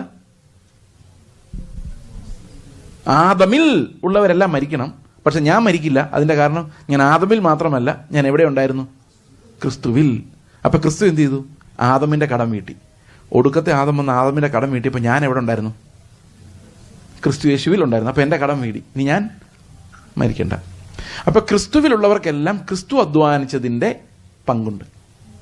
ക്രിസ്തു അധ്വാനിച്ച് നേടിയ എല്ലാറ്റിൻ്റെയും പങ്കുണ്ട്. ഇതെല്ലാം നമ്മൾ ഇന്നലെ കണ്ടത്. അപ്പോൾ നമ്മുടെ ധനം മുഴുവൻ ആരുണ്ടാക്കിയതാ? ക്രിസ്തു ഉണ്ടാക്കിയതാ. ഈ ക്രിസ്തു ഉണ്ടാക്കിയ ധനം മുഴുവൻ നമുക്ക് എപ്പോൾ വേണേലും അനുഭവിക്കാം. വിശ്വാസം ഉണ്ടെങ്കിൽ നമുക്ക് എപ്പോൾ വേണേലും അനുഭവിക്കാം. എനിക്ക് അവനെ സ്നേഹിക്കാൻ പറ്റില്ല ബ്രദറെ, അങ്ങനെ പറയാൻ പറ്റില്ല. കാരണം അവിടെയും ക്രിസ്തുവിൻ്റെ ധനമുണ്ട്. വിശ്വസിച്ചാൽ ഞാനല്ല, അവൻ ജീവിക്കുമ്പം അവൻ വളരെ സ്വർഗത്തിലെ എല്ലാ സമ്പത്തിനാലും ധനവാനാണ്. അവനെ സ്നേഹിക്കാൻ പറ്റാത്ത ആരുമില്ല. മനസ്സിലാവുന്നുണ്ടോ ഞാൻ പറയുന്നത്? അപ്പോൾ we are always rich in Christ with heavenly blessings. Okay, അപ്പോൾ കുറേ കാര്യങ്ങളോട് പറയുന്നുണ്ട്. അതിൻ്റെ 14-ാം വാക്യം മാത്രം നമ്മളിങ്ങനെ വിശദീകരിക്കാൻ വേണ്ടിയില്ല. ജസ്റ്റ് അതിൻ്റെ എഫ്.എസ്. ലേഖനത്തിൻ്റെ സ്ട്രക്ചറാണ്. നിങ്ങൾ വീട്ടിൽ പോയി വായിച്ചാൽ നിങ്ങൾക്ക് ഇനി എഫ്.എസ്. ലേഖനം വളരെ പെട്ടെന്ന് മനസ്സിലാവുമെന്ന് വിചാരിക്കുന്നു. 14-ാം വാക്യം ഇങ്ങനെയാണ്: തൻ്റെ സ്വന്തം ജനത്തിൻ്റെ വീണ്ടെടുപ്പിന് വേണ്ടി തൻ്റെ മഹത്വത്തിൻ്റെ പുകഴ്ചയ്ക്കായിട്ട് നമ്മുടെ അവകാശത്തിൻ്റെ അച്ചാരമായ വാഗ്ദത്തത്തിൻ പരിശുദ്ധാത്മാവിനെ മുദ്രയിട്ടിരിക്കുന്നു. അപ്പോൾ ഈ അവകാശത്തിൻ്റെ അച്ചാരം എന്ന് പറഞ്ഞാൽ എന്താ? പലരും വിചാരിക്കുന്ന ഈ വാഗ്ദത്തത്തിൻ്റെ ആത്മാവെന്ന് പറയുന്ന ഒരു ഫോർടേസ്റ്റ് എന്നാണ്. അങ്ങനെ ചില ട്രാൻസ്ലേഷൻസും ഉണ്ട്. നമുക്കിനി വരാൻ പോകുന്നതിൻ്റെ ഒരു പായസം ഉണ്ടാക്കിക്കൊണ്ടിരിക്കുമ്പം ആ പായസത്തിൻ്റെ ആദ്യ ടേസ്റ്റ് കിട്ടിക്കഴിയുമ്പോൾ നമ്മൾ എന്ത് ചെയ്യും? കുറച്ചുകൂടെ തരാമോ ചോദിക്കും. ഇങ്ങനെയല്ലേ? അപ്പോൾ ആത്മാവിന് ഇത്തിരി കിട്ടിക്കഴിഞ്ഞാൽ നമ്മൾ എന്ത് ചെയ്യും? കുറച്ചും കൂടെ വേണം തോന്നും. അങ്ങനെ ഒരു ഫോർടേസ്റ്റ്, ആദ്യ ടേസ്റ്റ് എന്നുള്ള രീതിയിൽ ഇവിടെ പലരും വ്യാഖ്യാനിക്കുന്നുണ്ട്. ഇതിനെ പലരും അങ്ങനെ മനസ്സിലാക്കുന്നുണ്ട്. ഇവൻ ട്രാൻസ്ലേറ്റേഴ്സ് പോലും അങ്ങനെ ചിലടത്ത് ട്രാൻസ്ലേറ്റ് ചെയ്തിട്ടുണ്ട്. എന്നാൽ ഇവിടെ എഴുതിയിരിക്കുന്നത് sealed us with the spirit എന്നാണ്. അതായത് ഈ സീലിംഗ് എന്ന് പറഞ്ഞാൽ അതിനർത്ഥം മുദ്ര. നമ്മൾ ഞാൻ നിങ്ങളുടെ കഴിഞ്ഞ ദിവസം പറഞ്ഞില്ല, എൻ്റെ വലിയപ്പൂപ്പൻ അധ്വാനിച്ച പണം നമ്മുടെ കയ്യിൽ എങ്ങനെ വന്നത്? എന്തുകൊണ്ടാണ് വന്നത്? അവരെ അധ്വാനിക്കുമ്പോൾ നമ്മളെവിടെ ഉണ്ട്? അവരിലുണ്ട്. അപ്പോൾ അവർ അധ്വാനിക്കുന്ന മുഴുവൻ, ഇപ്പം എൻ്റെ വീട്ടിൽ എൻ്റെ അപ്പൻ അധ്വാനിക്കുമ്പം അപ്പനിൽ ഞാനുണ്ട്, എൻ്റെ പിള്ളേരുണ്ട് അല്ലേ? ഞങ്ങൾ അഡോപ്റ്റ് ചെയ്ത 3 പിള്ളേരുണ്ട്. അവരുണ്ടോ? എൻ്റെ അപ്പനിലുണ്ടോ? ഇല്ല. അപ്പോൾ അപ്പൻ സ്വത്ത് കൊടുക്കുമ്പോൾ ആർക്കേ കൊടുക്കുകയുള്ളൂ? എൻ്റെ രക്തത്തിനേ കൊടുക്കുകയുള്ളൂ. കാരണം അപ്പനിൽ ആരേ ഉണ്ടായിരുന്നുള്ളൂ? മനസ്സിലായോ? ബാക്കിയുള്ളവരെല്ലാം എൻ്റെ അപ്പനെ സംബന്ധിച്ച് വെളിയിൽ നിന്ന് വന്നവരാ. ഞാൻ അധ്വാനിക്കുവാണെങ്കിലോ സമ്പാദിക്കുവാണെങ്കിലോ എന്ത് ചെയ്യണം? അവർക്കും കൊടുക്കണം അല്ലേ? ഈക്വലായിട്ട് അല്ലേ? അപ്പം എൻ്റെ കയ്യിലേക്ക് വന്നാൽ ഇത് എത്ര പേർക്ക് പോവും? 4 പേർക്ക് പോകും. പക്ഷെ അപ്പൻ കൊടുക്കുമ്പോൾ ആർക്ക് മാത്രമേ കൊടുക്കുള്ളൂ? അപ്പനിൽ ആരെല്ലാം ഉണ്ടോ അവർക്ക് മാത്രമേ കൊടുക്കുള്ളൂ. മനസ്സിലാവുന്നുണ്ടോ ഞാൻ പറയുന്നത്? അപ്പോൾ അപ്പനിൽ ഉണ്ടായിരുന്നവർക്കാണ് എന്ത് കിട്ടുന്നത്? ഇതിൻ്റെ അവകാശം കിട്ടുന്നത്. ഓക്കെ. അപ്പോൾ അപ്പനിലുള്ളവർക്ക് ആ അവകാശം കിട്ടുമെങ്കിൽ ഇതെങ്ങനെ വരുന്നതെന്നറിയോ? അവസാനം അപ്പൻ്റെ കാലമായി കഴിയുമ്പം എന്തു ചെയ്യും? ഒരു മുദ്രപത്രത്തിൽ എഴുതി തരും, നിനക്ക് വീടിൻ്റെ വലത് ഭാഗത്ത് ഇത്രയും സ്ഥലം, മറ്റേ മകന് തെക്ക് ഭാഗത്ത് ഇത്രയും സ്ഥലം, 3-മത്തവന് വീട്, 4-മത്തവന് അത് ഇതെന്നൊക്കെ പറഞ്ഞ് എഴുതി വയ്ക്കും. പിന്നെ ഇവർ തമ്മിൽ തല്ലി ബാക്കി തീരുമാനിച്ചോളും. പക്ഷേ ഇതൊരു പത്രം വഴിയാണ് വരുന്നത്, ഒരു മുദ്ര, അതിൻ്റെ മേലുള്ള മുദ്ര, അതിൻ്റെ വില. അപ്പം ഇവിടെ ആത്മാവ് ഒരുത്തനുണ്ടെങ്കിൽ ദൈവം അവനോട് പറയുന്നത് സ്വർഗത്തിലെ സകല അനുഗ്രഹങ്ങളും ക്രിസ്തുവിൽ നിനക്ക് തന്നിരിക്കുന്നു മാത്രമല്ല, അത് നിനക്ക് എപ്പോൾ വേണേലും പോയി അവകാശമായിട്ട് മേടിക്കാമെന്നുള്ളതിൻ്റെ നിൻ്റെ പേരിൽ എഴുതി തന്നിരിക്കുന്നതിൻ്റെ മുദ്രയാണ് നിൻ്റെ മേൽ ദൈവത്തിൻ്റെ ആത്മാവ് ഇരിക്കുന്നതെന്നാണ്. മനസ്സിലാവുന്നുണ്ടോ ഞാൻ പറയുന്നത്? അപ്പോൾ ക്രിസ്തു സമ്പാദിച്ച എല്ലാ സമ്പാദ്യങ്ങളിലേക്കും പ്രവേശിക്കാൻ, അവൻ്റെ കൃപാസനത്തിലേക്ക് ഏത് സമയത്തും പ്രവേശിക്കാൻ നമുക്ക് ഈ മുദ്രപത്രം, ഈ ആത്മാവിൽ മുദ്ര കിട്ടിയ എല്ലാ മനുഷ്യർക്കും, ആത്മാവിൽ മുദ്ര കിട്ടിയ അന്യഭാഷ പറയുന്നവരെന്ന് വിചാരിക്കരുത്, ആത്മാവെന്ന ആദ്യദാനം ലഭിച്ച സകലർക്കും, പ്രത്യാശയുടെ ഞരക്കം ഉള്ളിലുള്ള സകല മനുഷ്യർക്കും, ക്രിസ്തു എന്ന ശരീരത്തിൻ്റെ അവയവങ്ങളായിരിക്കുന്ന ഓരോരുത്തർക്കും എന്തവകാശങ്ങളുണ്ട്? അവൻ്റെ സകല ആത്മീക അനുഗ്രഹങ്ങളുടെയും അവകാശങ്ങളുണ്ട്. ഇതാണ് ആദ്യം പറയുന്നത്. ഓക്കെ. ഇനി നിങ്ങൾ സ്വസ്ഥമായി വീട്ടിൽ പോയി 14 വാക്യങ്ങൾ വായിച്ച് നോക്കിയിട്ട് അതിൽ മെഡിറ്റേറ്റ് ചെയ്താൽ എന്തോ ഭയങ്കര അനുഗ്രഹങ്ങളാണ്. വേണേൽ ഞാൻ ഒരെണ്ണം പറയാം. എനിക്കിങ്ങനെ പറയാനുള്ള ഭയങ്കര പ്രലോഭനം ഉണ്ടാകും. കാരണം ഞാൻ കർത്താവ് സംസാരിക്കും ഇങ്ങനെ, ഇതാ ഒരു വാക്ക് നമുക്ക് വളരെ ഇഷ്ടപ്പെട്ടൊരു വാക്ക്, അവനിൽ നമുക്ക് അവൻ്റെ രക്തത്താൽ അതിക്രമങ്ങളുടെ മോചനം എന്ന വീണ്ടെടുപ്പുണ്ട്. എന്തുണ്ട്? അതിക്രമങ്ങളുടെ മോചനം എന്ന വീണ്ടെടുപ്പുണ്ട്. അപ്പം നമ്മൾ ഒത്തിരി അതിക്രമങ്ങൾ ചെയ്തിട്ടുണ്ട്, അതിൽ നമുക്ക് വീണ്ടെടുപ്പുണ്ട്. അടുത്ത വാക്യം, അതെങ്ങനെയാവൻ നമുക്ക് തന്നേക്കുന്നറിയോ? സകല ജ്ഞാനവും വിവേകവുമായി നൽകിയിരിക്കുന്നു. എങ്ങനെ അതിക്രമങ്ങളുടെ വീണ്ടെടുപ്പ് തന്നിരിക്കുന്നത്? കുറച്ച് ബെറ്റർ പ്രവൃത്തികളിലേക്കല്ല നമ്മൾ രക്ഷപ്പെടുന്നത്. ഓക്കെ. കഴിഞ്ഞ ദിവസം ഒരു ഭിക്ഷക്കാരൻ എൻ്റെ വീട്ടിൽ വന്നപ്പോൾ ഞാൻ അടിച്ചു ഓടിച്ചു. അതിക്രമമായിരുന്നു. കർത്താവെ എന്നോട് ക്ഷമിക്കണേ. കർത്താവ് ക്ഷമിച്ചു. അടുത്ത പ്രാവശ്യം ഒരു ഭിക്ഷക്കാരൻ വന്നപ്പോൾ 50 രൂപ കൊടുത്തു. അപ്പം ഞാൻ നന്നായോ? മനുഷ്യരുടെ മുമ്പിൽ നന്നായി. പക്ഷെ ഇവിടെ പറഞ്ഞേക്കുന്ന അതിക്രമങ്ങളുടെ വീണ്ടെടുപ്പ് നടന്നിട്ടില്ല. അതിക്രമങ്ങളുടെ വീണ്ടെടുപ്പ് നടന്നിട്ടുണ്ടെങ്കിൽ ആ ഭിക്ഷക്കാരനോട് നോക്കുമ്പോൾ ഞാൻ ചിന്തിക്കേണ്ടത്, എൻ്റെ കർത്താവ് എൻ്റെ സഹോദരൻ, എൻ്റെ രക്തവും മാംസമുള്ളവൻ, അവൻ അലഞ്ഞിരിഞ്ഞ് എൻ്റെ വീട്ടിൽ ജനിക്കാത്തതുകൊണ്ട്, അവൻ്റെ വീട്ടിൽ ഞാൻ ജനിച്ചിരുന്ന ഞാൻ ഇതിനേക്കാളും വലിയ തെണ്ടിയായി അലഞ്ഞിരിഞ്ഞ് നടന്നേന്. കർത്താവ് അവനെ വിളിച്ച് അകത്ത് കയറ്റാൻ എന്നെ സഹായിക്കണേ. അകത്ത് കയറ്റൊരു ചായയും കുടിച്ച് പരിപ്പോടയും കൊടുത്ത് എന്തോ വേണം പേര് വിശേഷം വീട്ടിൽ വല്ലപ്പോഴും വരണേ എന്നൊക്കെ പറഞ്ഞ് 5 രൂപ കൊടുത്താൽ മതി. സമാധാനം. ഇത് 5 രൂപയല്ല, അവൻ്റെ ആവശ്യം എന്താ നമ്മുടെ കയ്യിൽ ഉണ്ടെങ്കിൽ കൊടുക്കും. ഇതാണ് ക്രിസ്തു എന്ത് ചെയ്യുമായിരുന്നു എന്നുള്ള പരിജ്ഞാനം. അപ്പോൾ അതിക്രമങ്ങളുടെ വീണ്ടെടുപ്പ് എന്ത് ഒരു ബെറ്റർ മോറാലിറ്റിയിലൂടെ പോയാൽ പോരാ, പിന്നെ എങ്ങോട്ട് പോകണം? സകല ജ്ഞാനവും വിവേകമായിട്ട്. ഇതാ പിള്ളേരെ ട്രെയിൻ ചെയ്യാനുള്ള പാടാണ് ഞാൻ ഈ പറഞ്ഞു വരുന്നത്. ഇതെങ്ങനെ പഠിപ്പിക്കും? നമ്മൾ ചെയ്യേണ്ടേ ആദ്യം. പഴയ നിയമത്തിലാണെങ്കിൽ ഞാൻ ശബ്ദത്തെ അനുസരിക്കുന്നുണ്ട് മോനെ, നീ അനുസരിച്ചോ അല്ല അടി കിട്ടുമെന്ന് പറഞ്ഞാൽ ഇവൻ അനുസരിക്കുന്നുണ്ട്, അപ്പോൾ അടിക്കാം. പുതിയ നിയമത്തിലെ നിയമങ്ങൾ ആരും അനുസരിക്കുന്നില്ല, പിന്നെ എന്നാ പറഞ്ഞോണ്ട് അടിക്കും. ഈ സകല ജ്ഞാനവും വിവേകവുമായി നിങ്ങൾ വിഷമിക്കേണ്ട, വഴി പറഞ്ഞുതരാം, വഴി വരുന്നുണ്ട്. സകല ജ്ഞാനവും വിവേകവുമായി നൽകിയിരിക്കുന്നു. അപ്പോൾ അതിക്രമങ്ങളുടെ വീണ്ടെടുപ്പ് എന്ന് പറഞ്ഞാൽ പാപങ്ങളില്ലാതെ ചുമ്മാ സമാധാനമായിട്ട് അങ്ങനെ വിചാരിക്കുകയാണെങ്കിൽ നമ്മൾ എന്തെങ്കിലും മരുന്ന് കഴിച്ച് കിടന്ന് ഉറങ്ങിയാൽ മതി, ഒരു അതിക്രമവും ചെയ്യില്ല. അങ്ങനെയല്ല വീണ്ടെടുപ്പ്. വീണ്ടെടുപ്പ് എന്ന് പറഞ്ഞു കഴിഞ്ഞാൽ സകല ജ്ഞാനവും വിവേകവുമായിട്ടാണ് നൽകിയിരിക്കുന്നത്. എന്ന് പറഞ്ഞാൽ ക്രിസ്തു എൻ്റെ സ്ഥാനത്തുണ്ടായിരുന്നെങ്കിൽ എന്ത് ചെയ്യുമായിരുന്നു? അതിനെ ജ്ഞാനം എന്ന് പറയുന്നത്. 1 കൊരിന്ത്യർ 1:30 നമ്മൾ കഴിഞ്ഞ ദിവസം വായിച്ച വാക്യം, അവനാൽ നാം ക്രിസ്തു യേശുവിലിരിക്കുന്നു, അവൻ ദൈവത്തിൽ നിന്ന് ജ്ഞാനം. നമ്മുടെ ജ്ഞാനം എന്തോ? ക്രിസ്തു തന്നെയാണ്. അപ്പം വീണ്ടെടുപ്പ് എന്ന് പറയുന്നത് വി ആർ ഗെറ്റിംഗ് ക്രൈസ്റ്റ് എന്നുള്ളതാണ് വീണ്ടെടുപ്പ് എന്ന് പറയുന്നത്. Do you have Christ? നിങ്ങളുടെ ജീവിതത്തിൽ ക്രിസ്തു ഉണ്ടോ? നിങ്ങൾ വിശ്വസിച്ചാൽ നിങ്ങൾക്ക് പകരം ഇറങ്ങി വരാൻ കർത്താവുണ്ടോ? അവൻ്റെ ധനമുണ്ടോ? You are sealed with the spirit. ഇതൊരു എക്സാമ്പിൾ ഞാൻ പറഞ്ഞ. ഈ വാക്യത്തിലേക്ക് നിങ്ങൾ ഡീപ്പായിട്ട് ഇറങ്ങും തോറും ആ ബ്ലെസ്സിങ്സ് എന്താണെന്നുള്ള കാര്യം നമുക്ക് മനസ്സിലാവും. പിള്ളേരെ പഠിപ്പിക്കാനുള്ള പാടിപ്പോൾ മനസ്സിലാവുന്നുണ്ടോ? അടുത്ത 15-ാം വാക്യം തൊട്ടൊരു പ്രാർത്ഥനയാണ്. ഇത് കഴിഞ്ഞാൽ പിന്നെ പ്രാർത്ഥിച്ചു പോവും. കാരണം അത്ര ഈ പുതിയ നിയമത്തിൻ്റെ വെളിപ്പാടുകൾ എന്ന് പറഞ്ഞാൽ നമുക്ക് ചുമ്മാ പോയി ഇന്ന് അനുസരിക്കാൻ പറ്റില്ല. അതിനൊരു കരച്ചിലും നിലവിളിയും ഇല്ലാതെ അവൻ്റെ സന്നിധിയിലേക്ക് പോയി കേൾക്കാൻ പോലും പറ്റില്ല. അവൻ്റെ വെളിപ്പാടുകൾ, വെളിപ്പെടുത്തലുകൾ നമ്മളെ ഭയപ്പെടുത്തുന്ന തലത്തില്ല. നമ്മളതിനെ വളരെ ദൂരെ നിന്ന് കണ്ട് ഈസി ആയിട്ട് എടുത്തേക്കുക. But it's very tough, but very easy also. എന്തുകൊണ്ട് ഈസി എന്ന് വെച്ച് കഴിഞ്ഞാൽ ബിക്കോസ് ഓഫ് ക്രൈസ്റ്റ്. എന്തുകൊണ്ട് ടഫ് എന്ന് വെച്ചാൽ ബിക്കോസ് ഓഫ് അസ്, നമ്മുടെ പാപം കാരണം. പക്ഷേ എന്തുകൊണ്ട് ഈസിയാണ്? Because of Christ. കാരണം ക്രിസ്തു ഇതെല്ലാം ചെയ്തു കഴിഞ്ഞു. അവൻ പറഞ്ഞു, എൻ്റെ മുഖം മൃദുവും എൻ്റെ ചുമട് ലഘുവുമാണ്. സിമ്പിളാണ്. കർത്താവാണെങ്കിൽ സിമ്പിളാണ്. പക്ഷെ നമ്മളാണെങ്കിൽ, ധനവാനായൊരു മനുഷ്യനുണ്ടായിരുന്നു. ഒരു മനുഷ്യൻ യേശുവിൻ്റെ അടുത്ത് ചെന്നിട്ട് ചോദിച്ചു, ഞാൻ ദൈവരാജ്യത്തിൽ പ്രവേശിക്കാൻ എന്ത് ചെയ്യണം? അപ്പം പറഞ്ഞു, നീ കൽപ്പനകളെല്ലാം അനുസരിച്ചു. അതാണ് ഫസ്റ്റ് ലെവൽ മോറാലിറ്റി. അതൊക്കെ ഞാൻ പണ്ടേ. അടുത്ത് നിനക്കൊരു കുറവുണ്ട്. നീ നിനക്കുള്ള സകലതും വിറ്റ് ദരിദ്രർക്ക് കൊടുത്തിട്ട് എന്നെ അനുഗമിക്കുക. ഇവന് ഭയങ്കര സമ്പത്തുള്ളവനായിരുന്നുകൊണ്ട് ഇവൻ അത് വളരെ ദുഃഖിച്ച് കടന്നുപോയി. അപ്പോൾ ഈ മനുഷ്യരിപ്പം നമ്മളത് വ്യാഖ്യാനിക്കുന്ന, അത് കഴിഞ്ഞപ്പം ശിഷ്യന്മാർ അങ്ങോട്ടും ഇങ്ങോട്ടും പറയുക, കഷ്ടമായി പോയി, നമ്മുടെ അടുത്തൊക്കെ വലിയൊരു ആത്മാവ്. വലിയ ആത്മാവ് എന്ന് പറഞ്ഞാൽ ആരുടെ ആത്മാവ്? വൻ സ്രാവുകളെ വെട്ടി വീഴ്ത്ത്. വെട്ടിയല്ലല്ലോ സ്രാവുകളെ വീഴ്ത്തുന്നത്. എങ്ങനെയാ?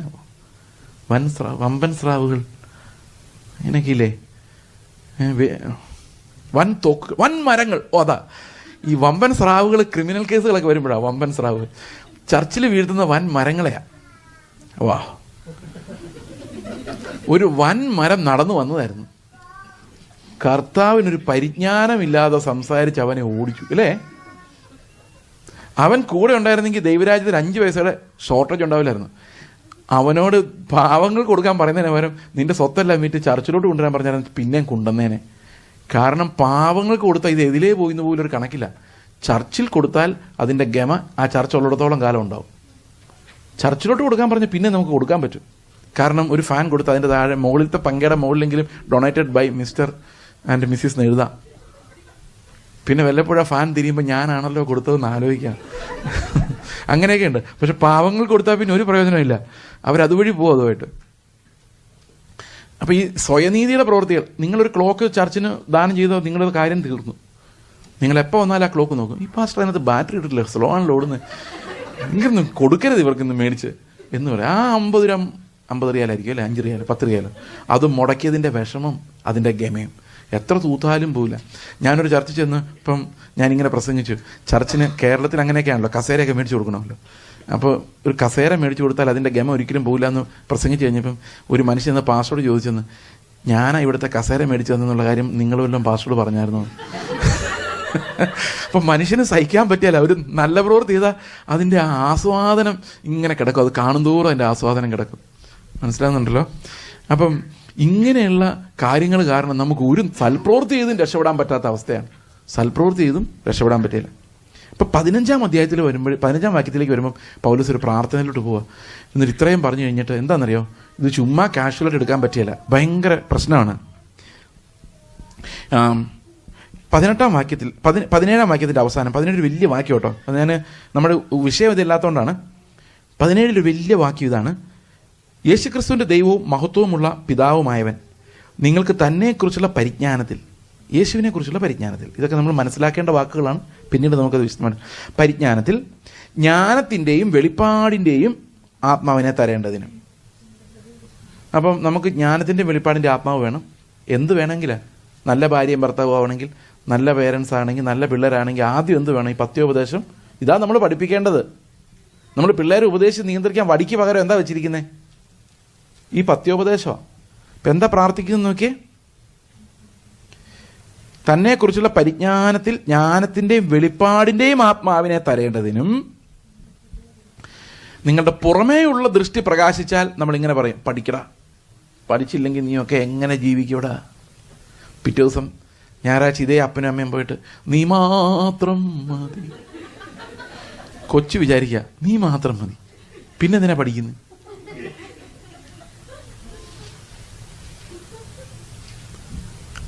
അപ്പം നമ്മൾ ശരിക്കും എന്താ ഉദ്ദേശിക്കുന്നതെന്ന് പിള്ളേർക്ക് മനസ്സിലായിട്ടില്ല. എൻ്റെ മകനത് മനസ്സിലായിട്ടില്ലായിരുന്നു. ഞാൻ ഈ പഠിത്തമൊന്നും വേണ്ടെന്നല്ല, പഠിത്തമൊന്നുമല്ല, കർത്താവാണ് പ്രധാനം എന്ന് പറഞ്ഞപ്പോൾ അവൻ വിചാരിച്ചു എന്നാൽ പിന്നെ കർത്താവാണ് പ്രധാനം, പഠിത്തം വിട്ടേക്കാന്ന് വിചാരിച്ചു. അപ്പം മുഴുവൻ പുസ്തകങ്ങൾ എല്ലാം തിയോളജിയാണ്, പ്രസംഗം, യൂട്യൂബിൽ പ്രസംഗം എല്ലാം ഇതും കേട്ടാൽ ഇതാകെ വിഷമവും. അപ്പോൾ എന്താ നമ്മൾ വിശ്വസിക്കുന്നത്, എന്താണ് ഈ ജീവനെന്ന് പിള്ളേർക്ക് പറഞ്ഞു കൊടുക്കണമെങ്കിൽ ആദ്യം നമ്മുടെ ഹൃദയദൃഷ്ടി പ്രകാശിക്കണം. പത്യോപദേശത്തിൽ അവരെ വളർത്തണമെങ്കിൽ. മനസ്സിലായോ? നിങ്ങൾ വിചാരിക്കുന്നുണ്ട് രാവിലെ 5 മണിക്ക് എഴുന്നിട്ട് 5 മിനിറ്റ് പ്രാർത്ഥിച്ച് നിങ്ങളുടെ പിള്ളേർ നന്നാവുന്നു? First they should get this wisdom, sound doctrine. Sound doctrine നിങ്ങൾ വേറെ എങ്ങൊന്നുമല്ല, ഈ ബൈബിളിൽ FS ലേഖനത്തിലുണ്ട്. എല്ലാ ലേഖനങ്ങളിലും ആദ്യം സൗണ്ട് ഡോക്ട്രിൻ പറഞ്ഞിട്ടാണ് ധർമ്മോപദേശത്തെക്കുറിച്ച് പറയുന്നത്. അടുത്തത്, നിങ്ങളുടെ ഹൃദയദൃഷ്ടി പ്രകാശിച്ചിട്ട് അവൻ്റെ വിളിയാലുള്ള ആശ. നമ്മുടെ പിള്ളേർക്ക് നമ്മൾ കൊടുക്കുന്ന ആശ എന്താ? മക്കളെ, ഒരു ദിവസം പിള്ളേർ കേൾക്കണേ, ഇങ്ങനെയൊക്കെയാണ് നിങ്ങളുടെ പേരൻസ് പറഞ്ഞു തന്നിട്ടുള്ളതെന്ന്. പേരൻസ് കൂടെ ഉണ്ടല്ലോ, മക്കൾ കുറച്ചേ ഉള്ളൂ. മക്കളെ, നിങ്ങളൊരു ദിവസം യേശുക്രിസ്തുവിനെ പോലെ രൂപാന്തരപ്പെട്ട് സ്വർഗത്തിൽ പോയിരിക്കും. വല്ലപ്പോഴും ഇങ്ങനെയൊക്കെ പറയുമായിരിക്കും. പക്ഷെ കൊടുത്തേക്കുന്ന ആശ അതല്ല. 10th ക്ലാസ്സിന് നീ അബുദാബിയിൽ ഫസ്റ്റ് ആയിരിക്കണം. അതിന് നിനക്ക് വേണ്ടി എത്ര പൈസ ഞാൻ ചെലവാക്കുന്നറിയോ? ഏറ്റവും നല്ല ട്യൂഷന് വിട്ടതൊക്കെ നീ അലഞ്ഞു തിരിഞ്ഞ് തെണ്ടി തിരിഞ്ഞ് നടക്കാതിരിക്കാൻ വേണ്ടി. അതാണ് നമ്മൾ കൊടുത്തേക്കുന്ന ആശ. മനസ്സിലാവുന്നുണ്ടോ? പത്യോപദേശം ചെല്ലുന്നില്ല. പിടികിട്ടുന്നുണ്ടോ? സന്തോഷമുണ്ടോ? അപ്പം വിളിച്ചേക്കുന്ന എന്തിനാ? നമ്മളെ എന്തിനാ ഈ പള്ളിയിൽ ഈ ചർച്ചിനകത്ത് കൊണ്ട് ഈ സന്ധ്യാസമയത്ത് ഇരുത്തിയേക്കുന്നത്? എന്തെല്ലാം പണിയുണ്ട്. റോട്ടിൽ കൂടെ നടക്കാം, വിൻഡോ ഷോപ്പിംഗ്, ഏതെങ്കിലും കടയിൽ നോക്കിയിട്ട് അതിൻ്റെ വില നോക്കിക്കൊണ്ട് നടക്കാവുന്ന സമയത്ത് ഇവിടെ വന്നിരിക്കുന്നതിൻ്റെ കാര്യം എന്താ? ആ വിളിയുടെ പുറകിലൊരു ആശയുണ്ട്. ഈ വിളിയുടെ പുറകിലുള്ള ആശ എന്താണെന്ന് നമ്മൾ തിരിച്ചറിഞ്ഞില്ലെങ്കിൽ നമ്മുടെ കയ്യിൽ പത്യോപദേശമില്ല. പിന്നെ എങ്ങനെയാണ് നമ്മൾ പിള്ളേരെ, ഈ പത്യോപദേശവുമില്ല, തല്ലുകയുമില്ലെങ്കിൽ പിള്ളേരെ പിന്നെ നന്നാക്കാൻ നിങ്ങളെ കൊണ്ട് കഴിയത്തില്ല. Either they should get that vision. കർത്താവെ, ഒരു ദിവസം എനിക്ക് നിന്നെ പോലെ രൂപാന്തരപ്പെട്ട് സ്വർഗത്തിലിരിക്കണം. അങ്ങനൊരു വിഷൻ ഈ കുഞ്ഞുങ്ങളോടുണ്ടെങ്കിൽ അവരതിന് തൊട്ട് മുകളിൽ എഴുതി വായിക്കുമ്പോൾ അപ്പനെ അമ്മയെ അനുസരിക്കണം എന്ന് പറയുമ്പം അപ്പനമ്മയും പറയുന്ന മണ്ടത്തരവാന്ന് തോന്നിയാലും ആ കൽപ്പന കിടക്കുന്നതുകൊണ്ട് അവരനുസരിച്ചോളും. മനസ്സിലാവുന്നുണ്ടോ ഞാൻ പറയുന്നത്? Give them that hope. Okay, അടുത്തത്, വിശുദ്ധന്മാരിൽ അവൻ്റെ അവകാശത്തിൻ്റെ മഹിമാധനം. ഞാനൊരു എക്സാമ്പിൾ പറയാം. ഇത് എൻ്റെ മകൻ ചെറുപ്പകാലത്ത് പറയുമായിരുന്നു. 1ലും 2ലും പഠിക്കുമ്പം 9ാം ക്ലാസ് വരെ ഞാൻ പഠിക്കുകയുള്ളൂ, അത് കഴിഞ്ഞ് ഞാൻ സുവിശേഷ വേലയ്ക്ക് ഇറങ്ങും. അപ്പോൾ അവൻ 9ാം ക്ലാസ് കഴിഞ്ഞപ്പോൾ ഞാൻ അവനോട് ചോദിച്ചു, നീ സുവിശേഷ വേലയ്ക്ക് വല്ല ഇറങ്ങുന്നുണ്ടോ ഉടനെ എങ്ങാനും? അപ്പം പറഞ്ഞു, അതെന്താ അങ്ങനെ ചോദിച്ചത്? നീ പണ്ട് പറഞ്ഞായിരുന്നല്ലോ 9ാം ക്ലാസ് വരെ പഠിക്കുകയുള്ളൂ, അത് കഴിഞ്ഞ് സുവിശേഷ വേല. എപ്പോൾ? അവനത് മറന്നേ പോയി, ചെറുപ്പത്തിലെങ്ങാണ്ട് പറഞ്ഞു. അപ്പം ഞാൻ വിചാരിച്ചില്ല അങ്ങനെ വല്ല വിളിയുവാണെങ്കിൽ ഞാനായിട്ട് തടസ്സം നിൽക്കേണ്ടെന്ന് വിചാരിച്ച് ചോദിച്ചാൽ. ഇനി അഥവാ അവനങ്ങനെ ഇറങ്ങിയെന്ന് വിചാരിച്ചോ, ലോകത്തിലെ എല്ലാ മഹത്വം അവന് പോയി. അതായത് ലോകത്തിൽ നിന്ന് നമുക്ക് കിട്ടാവുന്ന ഒരു മഹത്വം മുഴുവൻ പോയി. പിന്നെ അവന് കിട്ടാവുന്ന മഹത്വം എന്തിനു വേണ്ടിയാണ് പോയേക്കുന്നറിയോ?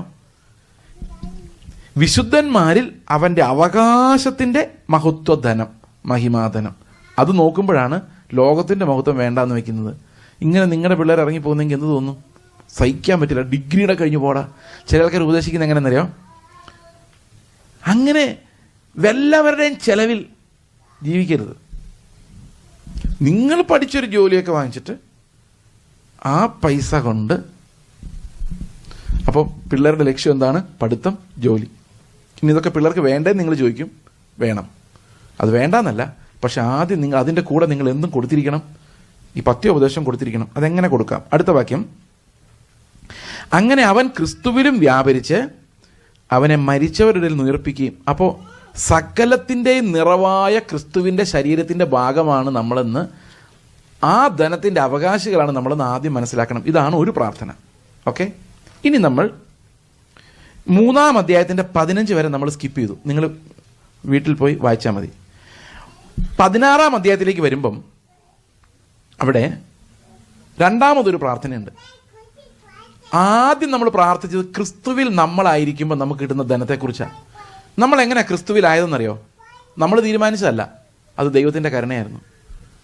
ഇനി അടുത്തത് 16-ാം വാക്യം വായിച്ചേ. 16-ാം വാക്യം. അവൻ തന്റെ മഹത്വത്തിന്റെ ധനത്തിനൊത്തവണ്ണം അവന്റെ ആത്മാവിനാൽ നിങ്ങൾ അകത്തെ മനുഷ്യനെ സംബന്ധിച്ച് ശക്തിയോടെ ബലപ്പെടേണ്ടതിനും നിങ്ങളുടെ ഹൃദയങ്ങളിൽ. നേരത്തെ നമ്മൾ എവിടെയായിരുന്നു? ക്രിസ്തുവിൽ. ഇപ്പൊ ക്രിസ്തു എവിടെയാ? നമ്മളിൽ. രണ്ട് പൊസിഷൻ മനസ്സിലായോ? ഒന്ന്, ഞാൻ ക്രിസ്തുവിൽ, അതുകൊണ്ടാണ് ഇത്രയും ധനം എനിക്ക് അവകാശമായി ഇങ്ങനെ സ്വർഗത്തിൽ ഇരിക്കുന്നത്. ഇനി ക്രിസ്തു എന്നിൽ, അതിനൊരു സമയം ഉണ്ടായിരുന്നു. ഞാൻ വിശ്വസിച്ചപ്പോഴാണ് അവൻ എൻ്റെ ഹൃദയത്തിൽ വന്നത്.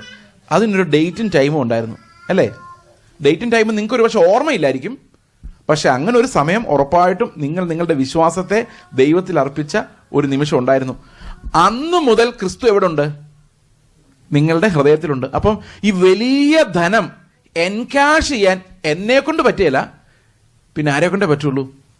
എൻ്റെ ഉള്ളിൽ വസിക്കുന്ന ക്രിസ്തുവിൻ്റേതാണ് ഈ ധനം മുഴുവൻ. മനസ്സിലാവുന്നുണ്ടോ?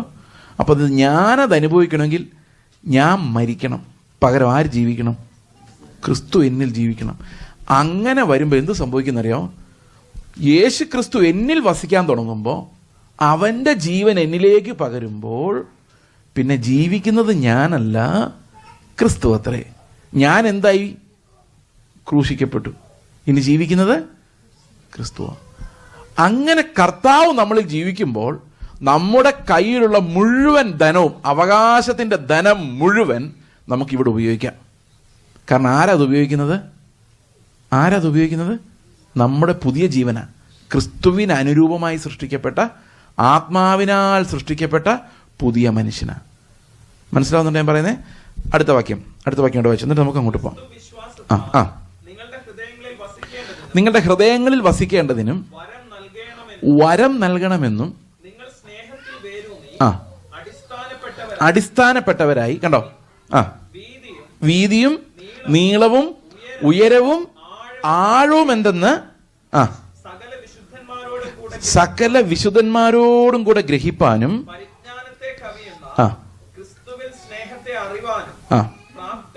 പ്രാപ്തരാവുകയും. അടുത്ത വാക്യം, ദൈവത്തിന്റെ എല്ലാ നിറവിനാലും നിറഞ്ഞു വരികയും വേണമെന്ന് പ്രാർത്ഥിക്കുന്നു. അപ്പൊ ക്രിസ്തു നമ്മളിൽ വസിച്ചാൽ എന്ത് സംഭവിക്കും? ഈ ധനം മുഴുവൻ നമ്മളിൽ വന്ന് നിറയും. ഈ ലോകത്ത് നമുക്ക് വിശ്വാസത്താൽ ആ ധനത്തെ അനുഭവിക്കാൻ കഴിയും. ഓക്കെ, ഞാൻ പലയിടത്തും പറഞ്ഞിട്ടുള്ളതാണെങ്കിലും ഒരു എക്സാമ്പിൾ ഇത് പറയുമ്പോൾ കുറച്ചുകൂടെ ക്ലിയർ ആവും. ഞങ്ങൾക്കൊരു ഡോക്ടർ കപ്പിൾ, ഒരു ഫ്രണ്ട്സ് ഡോക്ടർ കപ്പിളുണ്ട്. ഇപ്പം സഹോദരി ഡോക്ടറാണ്. പുള്ളിക്കാരി കഴിഞ്ഞ വർഷം എന്നോട് ഞങ്ങൾ കണ്ടപ്പോൾ മീറ്റ് ചെയ്തപ്പോൾ ഇങ്ങനെ പറഞ്ഞു, ചേച്ചി എനിക്കൊരു വലിയ പ്രോബ്ലം ഉണ്ട്. ഞാൻ ചോദിച്ചു എന്താണ് പ്രോബ്ലം? പിന്നെ അവരുടെ ഹോസ്പിറ്റലിൽ അറ്റൻഡറുമായിട്ടൊരു ക്ലാഷ്. സംഭവം എന്താണെന്ന് വെച്ച് കഴിഞ്ഞാൽ, ഈ അറ്റൻഡർ ഈ ഡോക്ടറെ അടുത്ത് പൈസ വാങ്ങിച്ചു, കടം വാങ്ങിച്ചു. അപ്പം പുള്ളിക്കാരുടെ കയ്യിൽ കുറച്ച് ക്യാഷ് ഉണ്ടായിരുന്ന കൊടുത്തു. തൊട്ട് പിറ്റേ ദിവസം ഈ ഡോക്ടറുമായിട്ട് പുള്ളി കശപിശ ഉണ്ടാക്കി. പൈസ തിരിച്ചു കൊടുത്തില്ല, വേറൊരു കാര്യത്തിന് കശപിശ ഉണ്ടാക്കി. ഡോക്ടർ പറഞ്ഞ് അനുസരിക്കാതെ മറ്റുള്ളവരുടെ മുമ്പിൽ വിളിച്ച് അപമാനിച്ച് സംസാരിച്ചു. പുള്ളിക്കാരി സൗമ്യ ഹൃദയമുള്ളതുകൊണ്ട് അത് എതിർത്തൊന്നും പറഞ്ഞില്ല, ഒന്നും പറയാതെ ഇങ്ങ് പോന്നു. പക്ഷേ പുള്ളിക്കാരി എന്നോട് പറഞ്ഞ 2 ആഴ്ചയായിട്ട് എല്ലാവരെയും വിഷ് ചെയ്യും, ഗുഡ് മോർണിംഗ് പറയും. ഇവനെ നോക്കി വിഷ് ചെയ്യാൻ എനിക്ക് പറ്റുന്നില്ല. കാരണം അവനെ നോക്കുമ്പോൾ ഞാൻ നോക്കാൻ എനിക്ക് പറ്റുന്നില്ല. എൻ്റെ ഉള്ളിൽ ഭയങ്കര വെറുപ്പ് തോന്നുക. അവൻ അങ്ങനെ ചെയ്തല്ലോ, ഒരു അപ്പോളജി പോലും ഇത്രയും നാളും പറഞ്ഞിട്ടുമില്ല എന്ന് പറഞ്ഞു. അപ്പം എന്ത് ചെയ്യും ഞാൻ എന്ന് ചോദിച്ചു. അപ്പം ഞാൻ പറഞ്ഞു, നാളെ നിങ്ങൾ ഹോസ്പിറ്റലിൽ പോകുമ്പം അയാളെ കാണും, പക്ഷെ അയാളെ നോക്കി നിങ്ങൾ ചിരിക്കരുത്. പുള്ളിക്ക് എന്താ ചിരിച്ചാലുള്ള പ്രശ്നം എന്ന് പറഞ്ഞാൽ, പ്രശ്നം നമ്പർ 1, ആ ചിരിക്കൊരു ഭംഗി ഉണ്ടാവില്ല. കാരണം എന്താ? ഇത്രയും ഉപദ്രവം ഉണ്ടാക്കി ഒരുത്തനെ നോക്കി. നിയമത്തിൽ എഴുതി വെച്ചിരിക്കുന്നത് ചിരിക്കണം എന്നാണ്. അതുകൊണ്ട് ചിരി വരുന്നില്ല, ചിരിച്ചു, ഒരു ഭംഗി ഉണ്ടാവില്ല. ഭംഗി ഉണ്ടാവില്ലെന്ന് മാത്രമല്ല, ആ ചിരി കഴിഞ്ഞ് ഇറങ്ങുമ്പോൾ ഉണ്ടാകുന്ന ഫീലിംഗ് എന്തായിരിക്കും അറിയോ? അവൻ അത്രയും മോശമായിട്ട് കാണിച്ചിട്ട് ഞാനൊരു വാക്ക് പോലും എതിര് പറയാതെ അവനെ നോക്കി ചിരിക്കാൻ ദൈവം എന്നെ സഹായിച്ചെന്ന് പറയൂ കേട്ടോ. പക്ഷെ ചിരിച്ചതാരാന്നറിയോ? ഞാൻ. ഇന്ന് രാവിലെ ഉണ്ടായിരുന്ന മാനസാന്തരം കൂടെ പോയി ആ കള്ളച്ചിരിയിലല്ലേ, സംഭവിക്കില്ലേ? രാവിലെ കുറച്ച് പാപിയാന്നുള്ളൊരു ബോധമെങ്കിലും ഉണ്ടായിരുന്നു. ഈ അഭിനയ ചിരി കഴിഞ്ഞപ്പോൾ ആ ബോധം കൂടെ പോയി. മനുഷ്യൻ്റെ പാപബോധം പോകാനും ഈ അഭിനയം ഒരു കാരണമാണ്. അപ്പം ഞാൻ പറഞ്ഞു, ഒരു കാരണവശാലും നിങ്ങൾ ചിരിക്കരുത്. പറഞ്ഞു പിന്നെ ഞാൻ എന്ത് ചെയ്യും? ഞാൻ പറഞ്ഞു, ആ സ്റ്റെപ്പ് കയറുമ്പം വിശ്വസിക്ക്, ഞാൻ ക്രിസ്തുവിൻ്റെ കൂടെ മരിച്ചു, ഇനി ഞാനല്ല ക്രിസ്തുവാണ് ജീവിക്കുന്നത്. അപ്പോൾ ആ മനുഷ്യനെ ക്ഷമിക്കാനുള്ള എന്തുമാത്രം ധനം സ്വർഗത്തിൽ നിന്ന് വേണോ അത് നിങ്ങൾക്ക് കിട്ടുമെന്ന് പറഞ്ഞു. പുള്ളിക്കാരി നേരെ പോയി അടുത്ത ആൾ വരുന്ന അടുത്തടുത്ത് നിന്നപ്പോഴേക്കും വിശ്വസിച്ചു. ആ വിശ്വാസം അങ്ങ് കിട്ടി. ഞാനല്ല ക്രിസ്തു അത്രേ. ക്രിസ്തു ആണല്ലോ എന്ന് ചിന്തിച്ചു കഴിഞ്ഞ ഉടനെ എന്ത് സംഭവിച്ചെന്നറിയോ? പാപിയായ മനുഷ്യൻ, നരകത്തിൽ പോകാൻ പോകുന്ന മനുഷ്യൻ, ഇവൻ എങ്ങനെ രക്ഷപ്പെടണം എന്നായി ചിന്ത. കർത്താവ് എങ്ങനെ ചിന്തിക്കുള്ളൂ? അവൻ്റെ അടുത്ത് ഒന്ന് ചിരിച്ചു, സംസാരിച്ചു, ഭയങ്കര സന്തോഷമായിട്ട് പിരിഞ്ഞു. മനസ്സിലാവുന്നുണ്ട് ഞാൻ പറയുന്ന വ്യത്യാസം? ക്രിസ്തുവിൻ്റെ ചിന്തകളിലേക്ക് പ്രവേശിക്കാൻ നമുക്ക് ഫെയ്ത്ത് ആവശ്യമാണ്. അവൻ്റെ ചിന്തകളിലേക്ക് പ്രവേശിക്കാൻ അവൻ എനിക്ക് പകരം, ക്രിസ്തു സ്വർഗത്തിലാണ്, പക്ഷെ അവൻ്റെ ആത്മാവിനാൽ എന്നിൽ ഉരുവാകുന്ന ജീവൻ, അത് ക്രിസ്തുവിൻ്റെ തന്നെ പ്രസൻസാണ്. ആ ജീവനിൽ മാത്രം എനിക്ക് റിക്കവറി ഉള്ളൂ, വിടുതലുള്ളൂ, പാപത്തിൽ നിന്ന് മോചനമുള്ളൂ. എൻ്റെ പ്രവൃത്തികളിൽ അതില്ല. അതുകൊണ്ടാണ് ഫെയ്ത്ത് എലോൺ എന്ന് ഉള്ള ക്രിസ്ത്യൻ കൺഫെഷൻ. കർത്താവെ നിന്നിലുള്ള വിശ്വാസത്താൽ മാത്രം. ഇത് പത്യോപദേശത്തിൻ്റെ ഏറ്റവും പ്രധാനപ്പെട്ട ഭാഗമാണ്. By faith I die to Christ and Christ lives in me in his spirit. ഇതൊക്കെ മനസ്സിലാവുന്നുണ്ട് ഞാൻ പറയുന്നത്? അപ്പോൾ ഈ ഉപദേശ രൂപമാണ് നമ്മളെ രക്ഷിക്കുന്നത്. അല്ലെങ്കിൽ ആ ചിരി കൊണ്ട് നമ്മൾ രക്ഷപ്പെട്ടത് നമ്മൾ തെറ്റായിട്ട് വിചാരിച്ചേനെ, നമ്മളെ തന്നെ ന്യായീകരിച്ചേനെ. ക്രിസ്തു അല്ലാതെ വേറെ ഏതെങ്കിലും വഴിയെ നമ്മൾ രക്ഷപ്പെടാൻ വിചാരിച്ചാൽ അതെല്ലാം സ്വയനീതിയിലാണ് ചെന്ന് അവസാനിക്കുന്നത്. ഇനി മുമ്പോട്ട് പോകുമ്പോൾ അവിടെ പറയുന്ന ദൈവത്തിൻ്റെ എല്ലാ നിറവും, അപ്പം നമ്മുടെ അവകാശമാണ്, അതിൻ്റെ മുദ്ര നമ്മുടെ മേലുണ്ട്. ഈ യേശു ക്രിസ്തു ഈ ഭൂമിയിൽ പാപമില്ലാതെ ജീവിക്കാൻ വേണ്ടി എന്തെല്ലാം റിസോഴ്സസ് ഉപയോഗിച്ചോ ആ റിസോഴ്സസ് എല്ലാം നിങ്ങൾ വിശ്വസിച്ചാൽ ഇന്നും നിങ്ങൾക്കും എനിക്കും അവൈലബിൾ ആണ്. ഇനി നമ്മൾ 4-ാം അധ്യായത്തിലേക്ക് പ്രവേശിക്കുമ്പം 20-ാം വാക്യം കൊണ്ടൊന്ന് വായിച്ചേരെ, കാരണം അതും ആവശ്യമാണ്. ഇതിൻ്റെ കൂടെ അങ്ങ് പറഞ്ഞേക്കാം. 20-ാം വാക്യം. ചോദിക്കുന്നതിലും നനയ്ക്കുന്നതിലും അത്യന്തം പരമായി ചെയ്യുവാൻ. ഇതെന്താ നമ്മൾ സാധാരണ എങ്ങനെ ഇത് വ്യാഖ്യാനിക്കുന്നറിയാം? എൻ്റെ ബ്രദറെ, ഞാനൊരു മാരുതി 800 വേണ്ടി പ്രാർത്ഥിച്ച, എന്നാലും തൻ്റെ ഭക്തന്മാർക്ക് വേണ്ടി ദൈവം ഒരുക്കിയിട്ടുള്ളത്, ഒരു കണ്ണ് കണ്ടിട്ടില്ല, ഒരു ചെവി കേട്ടിട്ടില്ല, എനിക്ക് കിട്ടിയത് ഒരു ഇന്നോവയാണ്. അവിടുത്തെ കേട്ടോ, ഇവിടുത്തെ വണ്ടികൾ നമുക്ക് ചിന്തിക്കാൻ പോലും പറ്റും. ഇനി അതുപോലെ തന്നെ പറഞ്ഞു. അപ്പോൾ വേറെ ആൾ പറയും, ശരിയാ ബ്രദറെ, ചോദിക്കുന്നതിലും നനയ്ക്കുന്നതിലും അത്യന്തം. എന്താ ചോദിച്ചേക്കുന്നതെന്നറിയോ? ദൈവത്തിൻ്റെ എല്ലാ നിറവിനാലും നിറഞ്ഞു വരണേന്ന്. അതാ ചോദിച്ചേക്കുന്നത്. ഈ ദൈവത്തിൻ്റെ എല്ലാ നിറവിനാലും നിറഞ്ഞു വരണേന്ന് ചോദിച്ചിട്ട് അതിൻ്റെ താഴെ എഴുതിയിരിക്കുക ചോദിക്കുന്നേക്കാൾ കൂടുതൽ നിങ്ങൾക്ക് കിട്ടുമെന്ന്. കാരണം നമുക്ക് ചിന്തിക്കാൻ പറ്റിയല്ല യേശു ജീവിച്ച അത്രയും ധനം നമുക്ക് കിട്ടുമെന്ന്. അതുകൊണ്ട് നമുക്ക് അത്ര ധൈര്യമില്ല അത്രയും ചോദിക്കാം. കർത്താവെ, നീ നടന്ന് അതുപോലെ എനിക്ക് നടക്കാൻ ഈ ലോകത്ത് പറ്റുമോ? അത്രയും ധനം എനിക്ക് കിട്ടുമോ? പറയാം. അപ്പോൾ നമുക്കൊരു സംശയം ഉണ്ടെങ്കിൽ അവിടെ ഉത്തരം എങ്ങനെയാണ്? നിങ്ങൾ ചോദിക്കുന്നതിനേക്കാൾ കൂടുതൽ നിങ്ങൾ ചിന്തിക്കുന്നതിനേക്കാളും കൂടുതൽ നിങ്ങളെ ക്രിസ്തു ജീവിച്ച വഴിയിലൂടെ നടത്താൻ നിങ്ങളിൽ വ്യാപരിക്കുന്ന ആത്മാവിൻ്റെ ശക്തിക്ക് കഴിയുമെന്ന് അവിടെ പറഞ്ഞിരിക്കുന്നത്.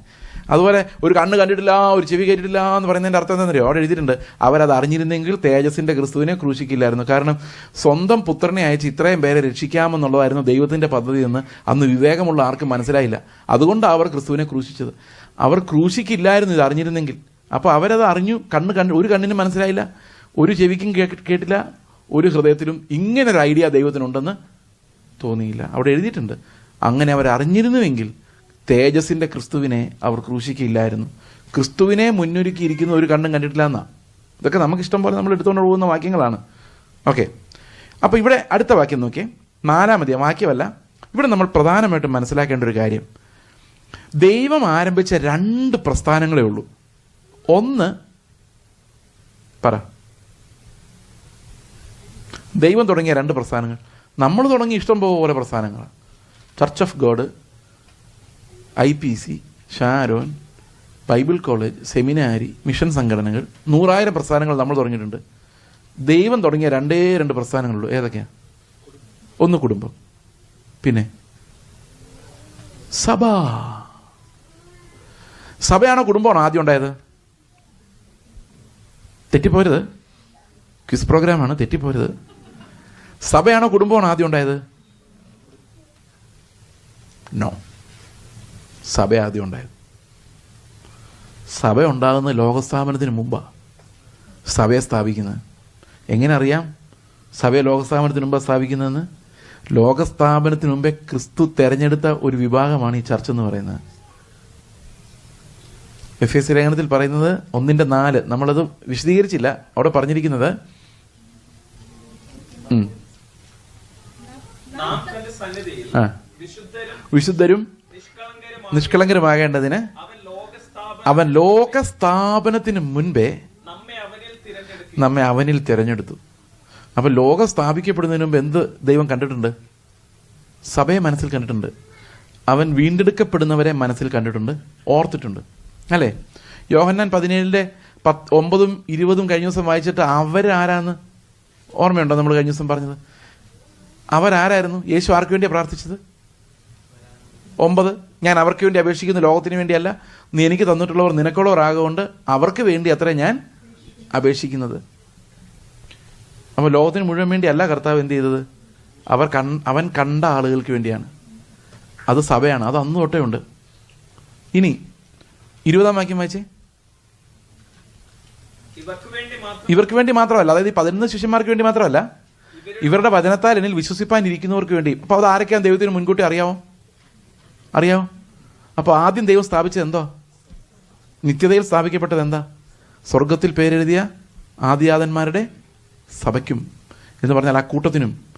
അത് ദൈവത്തിൻ്റെ പ്രോമിസിൽ ഒന്നാമത് വരുന്ന സഭയാണ്. രണ്ടാമതേ ഉള്ളൂ കുടുംബം. ഈ നേരെ തിരിച്ചല്ല നമ്മൾ മനസ്സിലാക്കിയിരിക്കുന്നത്. ഈ കുടുംബം സ്ഥാപിക്കപ്പെടുന്ന ആദമും ഹവ്വയിലൂടെയും ഏദൻ തോട്ടത്തിലാണ്. സഭ സ്ഥാപിക്കപ്പെടുന്നത് ക്രിസ്തുവിനെ സകല സൃഷ്ടിക്ക് മുൻപേ ആദിജാതനായി നിയമിക്കുമ്പോഴാണ്. ഇന്ന് ഞാൻ നിന്നെ ജനിപ്പിച്ചിരിക്കുന്നുവെന്ന് ക്രിസ്തുവിനോട് പിതാവ് പറയുമ്പോഴാണ് സഭ തുടങ്ങുന്നത്. ക്രിസ്തുവിൽ ഉള്ളവരാണ് ഈ സഭയിൽ ഉള്ളവർ. അതാണ് ദൈവത്തിൻ്റെ അദൃശ്യമായ സഭ. ഈ അദൃശ്യമായ സഭയിൽ ആരൊക്കെ ഉണ്ടെന്ന് നമുക്ക് അറിയാൻ വയ്യ. ഇവിടെ എത്ര പേരുണ്ടെന്ന് നമുക്കറിയാം, ഇവിടെ രജിസ്റ്ററൊക്കെ ഉണ്ട്. പക്ഷെ അദൃശ്യ സഭയിൽ ഈ അബുദാബിയിൽ എത്ര പേരുണ്ടെന്ന് നമുക്ക് ഒരിക്കലും കണ്ടുപിടിക്കാൻ പറ്റില്ല. അത് കർത്താവിൻ്റെ കാഹളനാദം കേൾക്കുമ്പോൾ മാത്രമേ അവൻ്റെ അദൃശ്യ സഭ നമ്മുടെ ഇടയിലും ഉണ്ടായിരുന്നല്ലോ, ഞാൻ അതിനകത്ത് ഇല്ലാതെ പോയല്ലോ കർത്താവേ എന്ന് മനസ്സിലാകണമെങ്കിലും ഈ കാഹളനാദം കേൾക്കണം. സിമ്പിൾ പരിപാടിയല്ല. ആ അദൃശ്യ സഭയുടെ ഒരു മോഡലാണ് ലോക്കൽ സഭ. ലോക്കൽ സഭ അദൃശ്യ സഭയിൽ നമ്മൾ ഏറ്റവും വലിയ വ്യത്യാസം, ലോക്കൽ സഭയിൽ എല്ലാ തരം മീനുകളെയും പിടിക്കുന്ന വല പോലെയാണ്. എന്നാൽ ദൈവം നിത്യതയിൽ കണ്ടിരിക്കുന്ന ആ സഭയിൽ ഒരൊറ്റ തരം മീനേ ഉള്ളൂ. എല്ലാം ആത്മാവ് യേശുവിനെ പോലെ ഇരിക്കും. നിത്യതയുടെ പ്രകാശത്തിൽ കർത്താവിനെ പോലെ തേജോമയമായ തേജസ്സുമായി നിൽക്കുന്ന ഒരു കൂട്ടം ജനത്തെ മുന്നിൽ കണ്ട് അവരുടെ കൂട്ടത്തിൽ നിങ്ങളെ കാണാൻ വേണ്ടിയാണ് കർത്താവ് ഇവിടെ കൊണ്ടുവരുത്തിയേക്കുന്നത്. അപ്പോഴാണ് നമ്മുടെ കുഞ്ഞുങ്ങൾക്ക് നാളെയുള്ള കുഞ്ഞു കുഞ്ഞു മോഹങ്ങളാൽ അവരുടെ പുറകെ നടക്കുന്നത്. അവർക്ക് ഈ മോഹം കൊടുത്തിട്ടേ ആ മോഹം കൊടുക്കാവൂ. മനസ്സിലാവുന്നുണ്ടോ ഞാൻ പറയുന്നത്? ഇതിനാണ് പത്യോപദേശത്തിലുള്ള പോറ്റി വളർത്തലെന്ന് പറയുന്നത്.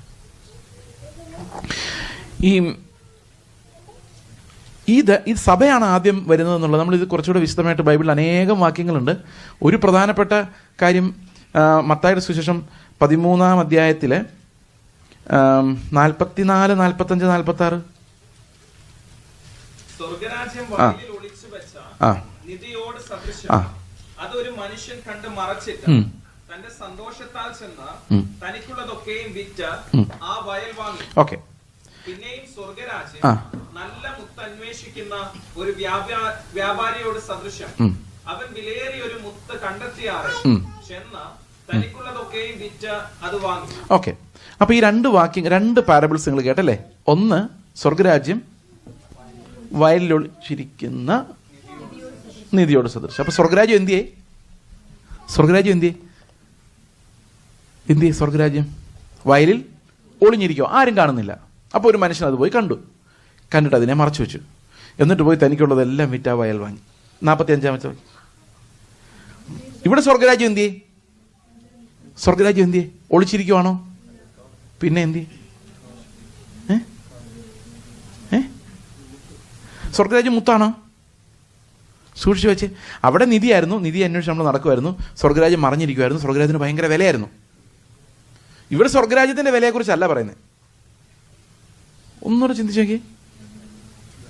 ആരാ സ്വർഗ്ഗരാജ്യം ഇവിടെ? നല്ല മുത്തല്ല, ഒളിഞ്ഞിരിക്കുന്ന നിധിയല്ല ദൈവരാജ്യം. രണ്ടാമത്തേതിൽ ഈ നിധി അന്വേഷിച്ച് നടക്കുന്ന വ്യാപാരിയോട് സദൃശം. വ്യത്യാസം എത്ര പേർക്ക് മനസ്സിലായി? വ്യത്യാസം മനസ്സിലായോ? ആദ്യം പറഞ്ഞിരിക്കുന്നതിനകത്ത് സ്വർഗരാജ്യം എവിടെയാ? വയലിൽ മറഞ്ഞിരിക്കും, ആരും കാണുന്നില്ല. ഒരുത്തൻ അത് കണ്ടുപിടിച്ചു, സ്വർഗരാജ്യത്തെ കണ്ടുപിടിക്കുന്നത്. സ്വർഗരാജ്യം ഈസ് പ്രഷ്യസ്. രണ്ടാമത്തതിൽ സ്വർഗരാജ്യത്തിൻ്റെ പ്രഷ്യസ് സ്റ്റേജിനെ കുറിച്ചല്ല പറയുന്നത്, മുത്തിൻ്റെ. ഈ മുത്ത് എന്തിയെന്ന് നോക്കിക്കൊണ്ട് ആരാ നടക്കുന്നേ? ഒരു വ്യാപാരി. അപ്പൊ സ്വർഗരാജ്യം ആരാ ഇവിടെ? വ്യാപാരി. മനസ്സിലായോ ഡിഫറൻസ്? രണ്ടും രണ്ടല്ലേ? മനസ്സിലാകാത്തവരൊന്ന് കൈവക്കി. ഞാൻ ടീച്ചറായിരുന്നുകൊണ്ട് എനിക്ക് ഇങ്ങനെയൊക്കെ ചോദിക്കേണ്ടി വരും ഇടയ്ക്ക്. മനസ്സിലായവർ ആരുമില്ല. അപ്പം നന്നായി. മനസ്സിലായവരും ആരുമില്ല, മനസ്സിലാകാത്തവരും ആരുമില്ല. അപ്പോൾ വെരി ഗുഡ്. അപ്പോൾ ഒന്നാമത്തതിൽ സ്വർഗരാജ്യം നീതി അന്വേഷിച്ച് നടക്കുന്ന ഒരു. അപ്പം ഞാനൊരു ദൈവത്തിൻ്റെ രാജ്യം കണ്ടു. ഈ ദൈവത്തിൻ്റെ രാജ്യം കാണുമ്പോൾ അതിനകത്ത് രസം എന്താണെന്നറിയാം? നിങ്ങളുടെ വീടിൻ്റെ മുമ്പിൽ കൂടെ ഒരു ഒരു ഒരു ഒരു ഒരു ബംഗ്ലാദേശി നടന്നു പോകുമ്പോഴാണോ, അതോ ഒരു അമേരിക്കക്കാരൻ നടന്നു പോകുമ്പോഴാണോ നിങ്ങൾ പറയുന്നത് ആ പിള്ളേരുടെ അകത്ത് കയറിപ്പോ ഈ സാധനങ്ങളൊന്നും വെളി വെച്ചേക്കില്ലെന്ന് പറയുന്നത്? ആര് പോകുമ്പോഴാ? അവർ നമ്മളെയൊക്കെ ഡീസൻ്റ് ആയിരിക്കും, പക്ഷെ മലയാളികളുടെ ഒരു സ്വഭാവം അനുസരിച്ച് ലോകത്തിൽ മലയാളികളെ പോലെ ഡീസൻ്റ് പിന്നെ ഈ സായിപ്പന്മാരുള്ളൂ എന്ന്, അങ്ങനെ മലയാളികളുടെ ചിന്ത. അപ്പോൾ എന്താ അതിന് കാര്യം? ബംഗ്ലാദേശികൾ ചിലപ്പോൾ മെല്ലൊക്കെ എടുത്തുകൊണ്ട് പോയിരിക്കും, എന്നാൽ അമേരിക്കക്കാരങ്ങനെ ചെയ്യല എന്നാ അല്ലേ? കാരണം ആ രാജ്യത്തിന് നമ്മൾ ചുമ്മാ ഒരു ഡിഗ്നിറ്റി ഞാൻ കൊടുത്തിട്ടുണ്ട്. ആണോ? ശരിയാണോ ഞാൻ പറയുന്നത്? ഒരു മഹത്വം അതല്ലേ? ഓക്കെ. പക്ഷെ ചില രാജ്യങ്ങൾക്ക് ആ മഹത്വം ഇല്ല. അമേരിക്കയേക്കാൾ മഹത്വമുള്ള രാജ്യത്തിൻ്റെ പേര് പറയാം? ചുമ്മാ പറഞ്ഞാൽ മതി. ദൈവരാജ്യം. ദൈവരാജ്യത്തിലുള്ള ഒരാളെ എവിടെ കയറ്റിയിരുത്തിയാലും കുഴപ്പമുണ്ടാവില്ല. കാരണം അത്രയും തേജസ് വേറൊന്നിനുമില്ല.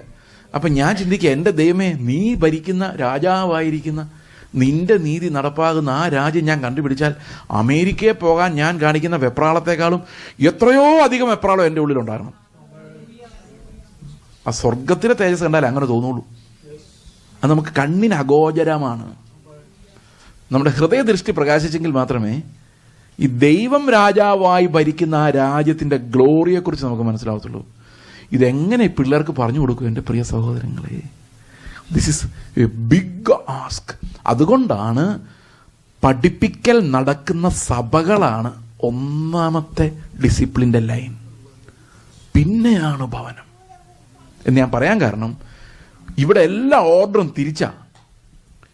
U have to learn the sound doctrines of the Bible first. ഒരു കൊച്ചുണ്ടാകുമ്പോൾ ABCD പഠിപ്പിക്കുന്ന അത്യാവശ്യമാണ്.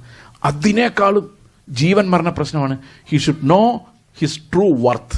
രണ്ടാമത്തെ എന്താണെന്നറിയോ? അമേരിക്കയിൽ പോകുന്നതിനൊക്കപ്പുറത്ത് നിങ്ങൾക്ക് ദൈവരാജ്യത്തിൽ പോകാൻ ആഗ്രഹമുണ്ടോ? അമേരിക്കയിൽ പോട്ടെ, എൻ്റെ കൂടെ ദൈവരാജ്യം വന്നോളും. ദൈവരാജ്യം എങ്ങോട്ട് പോകാനാ? അത് നമ്മുടെ അടുത്ത് തന്നെ ഇരിപ്പില്ലേ അല്ലേ? നമ്മൾ പിന്നെ ദൈവരാജ്യം ഉണ്ടാക്കാൻ ശ്രമിക്കുന്ന അടിച്ച് പൊട്ടിച്ച് കൺട്രോളൊക്കെ കളഞ്ഞ് ഡ്രമ്മൊക്കെ അടിച്ച് പൊട്ടിച്ച് അങ്ങനെ ദൈവരാജ്യം ഒന്നും ഉണ്ടാവില്ല. ദൈവരാജ്യം നമ്മൾ അമേരിക്കയിൽ പോകുന്നതിനേക്കാളും കഷ്ടപ്പെട്ടല്ല ഉണ്ടാവുള്ളൂ. നമ്മൾ ആ ഭരണത്തിലേക്ക് പ്രവേശിക്കണമെങ്കിൽ. ഉദാഹരണത്തിന് അമ്മായിയമ്മ മരുമകളെ കളിയാക്കി കൊഞ്ഞനം കുത്തി കാണിച്ചു, വലിയ കേസ് കേട്ടു. ഇപ്പം മരുമകൾ ദൈവരാജ്യത്തിലോട്ട് എങ്ങനെ പ്രവേശിക്കുന്നത്? ഇതെല്ലാം അറിയുന്നൊരു ദൈവമേ നിനക്ക് സ്തോത്രം. പിന്നെ ദൈവം നമ്മുടെ ഇഷ്ടത്തിൽ നടക്കണം എന്ന് ആഗ്രഹമുള്ളവരാണെങ്കിൽ നമ്മൾ പറയും, ഇതിന് മറുപടി നീ കൊടുക്കുമെന്ന് എനിക്കറിയാവുന്നതിനായിട്ട് സ്തോത്രം. അത് ദൈവരാജ്യമല്ല. അത് എൻ്റെ രാജ്യത്തിൽ ദൈവത്തെ അംഗമാക്കുക. അതായത് ഞാൻ ചെയ്യാൻ പോകുന്ന തല്ലിപ്പൊളി പണികൾക്കൊക്കെ ദൈവം ചെയ്തോളും എന്ന് പറയുന്നത് ദൈവത്തിൻ്റെ രാജ്യമല്ല. ദൈവത്തിൻ്റെ രാജ്യത്തിലേക്ക് നമ്മൾ പ്രവേശിച്ചു കഴിഞ്ഞാൽ മാനസാന്തരം ഇല്ലാതെ പ്രവേശിക്കാൻ പറ്റില്ല. അവിടെ ഞാൻ പറയാം, കർത്താവേ നീ ഇത് എനിക്ക് തന്നത് എന്നെ സ്നേഹിച്ചുകൊണ്ടാണ് അല്ലേ? ശത്രുക്കളെ നമുക്ക് എന്തിനാണ് ദൈവം തരുന്നതെന്നറിയോ? ആർക്ക് പറയാം? എന്തിനാ ശത്രുക്കളെ തരുന്നത്? ഈ കർത്താവ് നമ്മളോട് പറഞ്ഞൊരു കൽപ്പനയാണ്, നീ ശത്രുക്കളെ സ്നേഹിക്കാൻ ഒരാൾ പറഞ്ഞാൽ ആദ്യം എന്തിനെ തരണം? ശത്രുക്കളെ തരണം.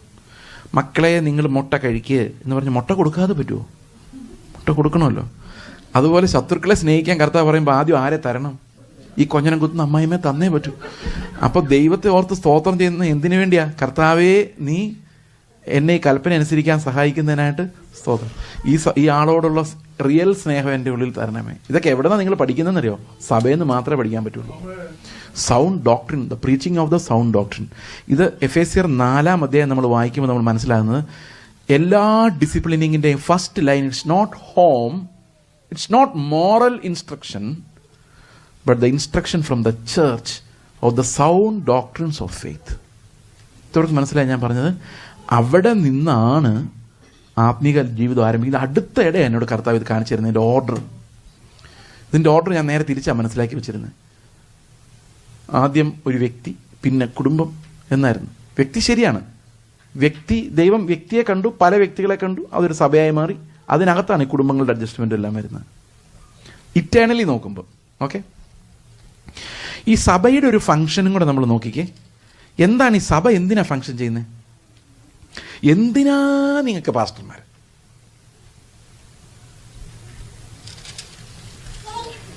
എന്തിനാ സഭയിൽ പ്രവാചകന്മാർ? എന്താ ഉദ്ദേശം? ഇവിടെ പ്രവാചകന്മാരുണ്ടെന്ന് എനിക്കറിയാൻ മേല. ഓക്കെ, ഇതൊക്കെ എന്തിനു വേണ്ടിയാന്ന് നമുക്ക് നോക്കാം. 4-ാം അധ്യായം. 4-ാം അധ്യായത്തിൽ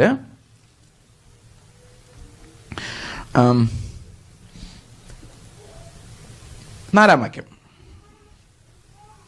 നിങ്ങളെ വിളിച്ചപ്പോൾ ഏക പ്രത്യാശയ്ക്കായി നിങ്ങളെ വിളിച്ചതുപോലെ ശരീരമൊന്ന്. അപ്പൊ നമ്മൾ എന്തിനാ വിളിച്ചത്? ഒറ്റ ഹോപ്പ. പ്രത്യാശ എന്ന് പറഞ്ഞെന്താ? ആശ എന്ന് പറഞ്ഞെന്താ? ഇവിടെ ആശ എന്ന് വേറെ ആരും ഇല്ലല്ലോ അല്ലേ? ആശിക്കുന്നതിൻ്റെ ഉറപ്പ്. പ്രത്യാശ എന്ന് പറഞ്ഞാൽ എന്താണെന്നറിയോ? പറഞ്ഞേക്കാം. റോമർ 8:23 പ്രത്യാശ വായിച്ചു.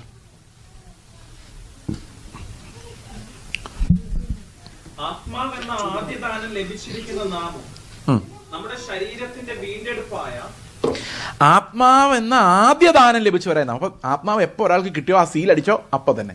അന്യഭാഷക്ക് പിന്നെ വന്നോളൂ. നമ്മുടെ ശരീരത്തിന്റെ വീണ്ടെടുപ്പ്. ഒരു ദിവസം കർത്താവ് വരും, നമ്മൾ തേജസ്സോടെ പോകും. അതാണ് പുത്രത്വം. അപ്പൊ നമ്മൾ മക്കളെ പോലെ ഇരിക്കും, യേശുവിനെ പോലെ ഇരിക്കും. അത് കാത്ത് ഉള്ളിൽ ഞരങ്ങുന്നു. ഞരക്കെന്ന് പറഞ്ഞാൽ എന്താ? ഗ്രോണിംഗ് എന്ന് പറഞ്ഞാൽ എന്താ? ഞരക്കെന്ന് പറഞ്ഞാൽ എന്താ? ഗ്രോണിംഗ്. ഇത് രണ്ടും എന്തോ? ഞാൻ എപ്പോഴാണ് പ്രസംഗം നിർത്തണ്ടേ? 10 മണിക്ക്. ഞാനിത് 11:30 ആയിട്ട് നിർത്തിയില്ലെങ്കിൽ നിങ്ങൾക്ക് തോന്നുന്ന ഫീലിങ്ങിനാണ് ഈ ഗ്രോണിംഗ് എന്ന് പറയുന്നത്. ഇതെപ്പോൾ തീരും കർത്താവേ, ഇയാള് ഇതെപ്പം നിർത്തും? ഈ ഫീലിങ്ങിനെയാണ് നമ്മൾ ഗ്രോണിംഗ് എന്ന് പറയുന്നത്.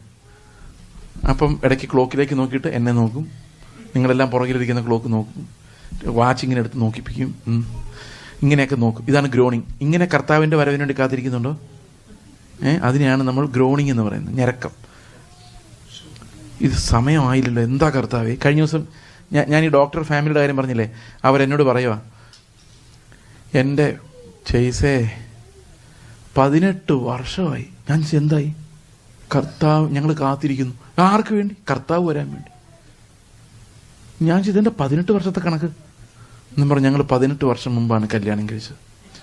അന്ന് ഞങ്ങളൊരു തീരുമാനം എടുത്തു, എല്ലാ ദിവസവും കർത്താവ് വരാൻ വേണ്ടി നോക്കിയിരിക്കണം. When I am saying that, I am feeling my tears.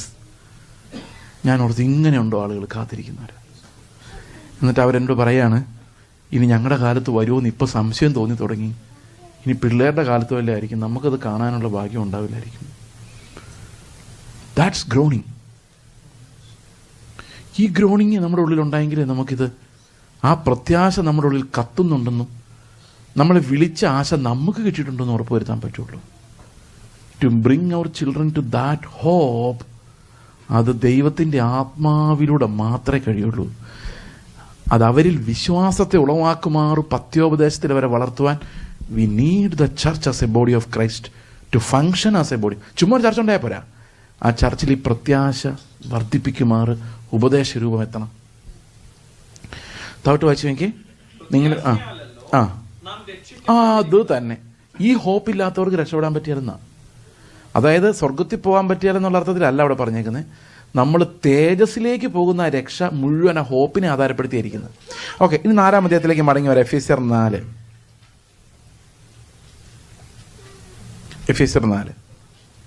നിങ്ങളെ വിളിച്ചപ്പോൾ ഏക പ്രത്യാശയ്ക്കായി നിങ്ങളെ വിളിച്ചതുപോലെ. 4:4 കർത്താവ് ഒരുവൻ, വിശ്വാസം 1, സ്നാനമൊന്ന് എല്ലാവർക്കും, ശരീരം ഒന്ന് ഞാൻ പറഞ്ഞില്ല അല്ലേ, എല്ലാവർക്കും. അപ്പോൾ കർത്താവിന് ഒരു ശരീരമുള്ളൂ, ചർച്ച് ഓഫ് ഗോഡ് ഒരു ശരീരം, IPC ഒരു ശരീരമല്ല.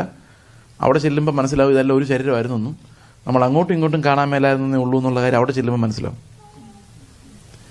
വിശ്വാസം ഒന്ന്, സ്നാനമൊന്ന്, എല്ലാവർക്കും മീതെ ഉള്ളവനും എല്ലാവരിലും കൂടി വ്യാപരിക്കുന്നവനും എല്ലാവരിലും ഇരിക്കുന്നവനുമായി എല്ലാവർക്കും ദൈവവും പിതാവുമായവൻ ഒരുവൻ. എന്നിട്ട് സഭയെ എങ്ങനെ കൂട്ടി വരുത്തിയിട്ട് കർത്താവ് എന്ത് ചെയ്യുന്നറിയോ? അടുത്ത വാക്യം, എന്നാൽ നമ്മിൽ ഓരോരുത്തന് ക്രിസ്തുവിൻ്റെ ദാനത്തിന് ഒത്തവണ്ണം, അളവിനൊത്തവണ്ണം കൃപ ലഭിച്ചിരിക്കുന്നു. ഇനി നമ്മൾ താഴോട്ട് വായിച്ച 11-ാം വാക്യം, അവൻ ചിലരെ അപ്പോസ്തലന്മാരായും ചിലരെ പ്രവാചകന്മാരായും ചിലരെ സുവിശേഷകന്മാരായും ചിലരെ ഇടയന്മാരായും ഉപദേഷ്ടാക്കന്മാരായും നിയമിച്ചിരിക്കുന്നു. ആരാ നിയമിച്ചേക്കുന്നേ? കർത്താവ്. എന്തിനാ നിയമിച്ചിരിക്കുന്നേ? അടുത്ത വാക്യം, അതെന്തിനാ? അത് നാം എല്ലാവരും വിശ്വാസത്തിലും ദൈവപുത്രനെ കുറിച്ചുള്ള പരിജ്ഞാനത്തിലുള്ള ഐക്യതയും. അതായത് നമ്മളെല്ലാവരും ഒരേ പ്രത്യാശയുള്ളവരാണ്. ആണോ? അതാണ് ഇപ്പൊ പ്രശ്നം. അത് ഓൾറെഡി ഗിവണാ. അടുത്ത് പറയുക, ഈ പ്രത്യാശ എല്ലാവർക്കും ഉണ്ടാകാം, പക്ഷെ ഉറപ്പ്, അതിനാ വിശ്വാസം എന്ന് പറയുന്നത്. പ്രത്യാശയുടെ ഉറപ്പ്. ആ വിശ്വാസം പലരും പല രീതിയിലാണ്. ചിലർ വിചാരിക്കും പോവായിരിക്കും, ചിലർ വിചാരിക്കും പോവോ, ചിലർ വിചാരിക്കും ഞാൻ പോവും, വേറെ ചിലർ എങ്ങനെ പോകാനാ. ഇങ്ങനെ വിശ്വാസം പല രീതിയിലാണ്. ചിലരുടെ വിശ്വാസം ഇടയ്ക്ക് വരും, ഇടയ്ക്ക് പോവും. അപ്പം ഇങ്ങനെ പല കോലത്തിലാണ് നമ്മൾ. ഈ ഉപദേശങ്ങളുടെ ഉദ്ദേശം എന്താണെന്നറിയോ? എല്ലാവരും ഉറപ്പുള്ളവരായി വരണം.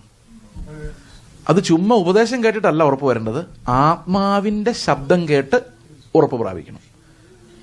നീ എൻ്റെ പുത്രനെന്ന് അബ്ബാ പിതാവേ എന്നെ വിളിപ്പിക്കുന്ന, അപ്പച്ചാന്ന് വിളിപ്പിക്കുന്ന, അതാ എൻ്റെ അർത്ഥം, പപ്പാന്ന് വിളിപ്പിക്കുന്ന ആ സ്നേഹം നമ്മളിൽ ഉളവാക്കുന്ന ആത്മാവിൻ്റെ ശബ്ദം എൻ്റെ ഉള്ളിൽ കേട്ട് ഞാൻ മകനാണ് മകളാണെന്നുള്ള ഉറപ്പ് ലഭിക്കണം. പ്രത്യാശയുള്ളവർക്കെല്ലാം ഉറപ്പുണ്ടാകണം. അതെല്ലാവർക്കും ഉണ്ടാകാൻ വേണ്ടിയായി ശുശ്രൂഷകൾ. ക്രിസ്തുവിൻ്റെ പരിജ്ഞാനം, ആ പരിജ്ഞാനം എന്നുള്ള വലിയൊരു വാക്ക് ഇപ്പം വിശദീകരിക്കാൻ പറ്റില്ല, ഒത്തിരി സമയം എടുക്കും. അതുകൊണ്ട് പരിജ്ഞാനം എന്നുള്ള വാക്ക് നമുക്ക് വിടാം, അത് നല്ലത്. എന്തെങ്കിലും അർത്ഥം പറഞ്ഞാൽ പോരല്ലോ. അടുത്ത വാക്യം, തികഞ്ഞ പുരുഷത്വവും ക്രിസ്തുവിൻ്റെ സമ്പൂർണ്ണതയായ പ്രായത്തിൻ്റെ അളവും പ്രാപിക്കുവോളം. അപ്പോൾ ക്രിസ്തുവിൻ്റെ പ്രായത്തിൻ്റെ അളവ് എന്തോ? 33.5 വയസ്സാണ് അവൻ അപ്രോക്സിമേറ്റ്ലി ജീവിച്ചതെന്ന് വേണമെങ്കിൽ നമുക്ക് പറയാം. ഈ 3.5 വയസ്സാണ് അവൻ നമുക്ക് പകരം കഷ്ടത അനുഭവിച്ച് അനുസരണം പഠിച്ച് തികഞ്ഞവനായി നീതി പൂർത്തിയാക്കാൻ വേണ്ടി സ്നാനപ്പെട്ട്, അല്ലേ, സകല നീതി നിവർത്തിക്കാൻ വേണ്ടി സ്നാനപ്പെട്ട് സകല നീതി നിവൃത്തിയായെന്ന് ക്രൂശിൽ പറയുന്ന ആ കാലഘട്ടം. ആ കാലഘട്ടത്തിൽ ക്രിസ്തു നേടിയ വിശുദ്ധി, ക്രിസ്തു നേടിയ നീതി, ക്രിസ്തു നേടിയ തേജസ്, അതിനെയാണ് എന്ത് പറയുന്നത്? ക്രിസ്തുവിൻ്റെ പ്രായത്തിൻ്റെ അളവ്. അത്രയും നമ്മൾ നേടാൻ നമുക്ക് ചിലപ്പോൾ ദൈവം എത്രയോ വർഷങ്ങൾ തന്നിട്ടുണ്ടാവും. നമ്മുടെ എല്ലാം ലക്ഷ്യം യേശു എന്ത് ധനത്താൽ അനുഗ്രഹീതനായിരുന്നു, അവൻ എന്ത് നേടിയോ അത് മുഴുവൻ വിശ്വാസത്താൽ നമുക്ക് അനുഭവിക്കണം. അപ്പോൾ അത് വിതരണം ചെയ്യാൻ വേണ്ടിയും കൂടെയാണ് ഈ സഭ നിലനിൽക്കുന്നത്. അടുത്ത വാക്യം,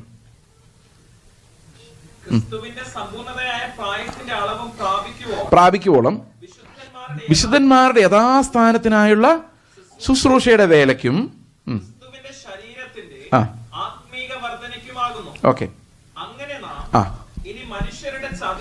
ഇങ്ങനെ നമ്മൾ എല്ലാവരും സൗണ്ട് ഡോക്ടറിനിൽ എത്തിക്കഴിഞ്ഞാൽ, ഉപദേശത്തിൽ എത്തിക്കഴിഞ്ഞാൽ, ക്രിസ്തുവിന്റെ പരിജ്ഞാനത്തിലേക്ക് പോകാൻ തുടങ്ങിക്കഴിഞ്ഞാൽ പിന്നെ എന്ത് സംഭവിക്കില്ല? അങ്ങനെ നാം മനുഷ്യരുടെ ചതിയാലും, മനുഷ്യർ അറിഞ്ഞുകൊണ്ട് ചതിക്കുന്നതല്ല, അവരും ചതിക്കപ്പെട്ടവരാ, അതുകൊണ്ടാണ് അവർ ചതിക്കുന്നത്, അല്ലാതെ മനഃപൂർവ്വം ചതിക്കുന്നതല്ല. ചതിയാൽ ഉപായത്താലും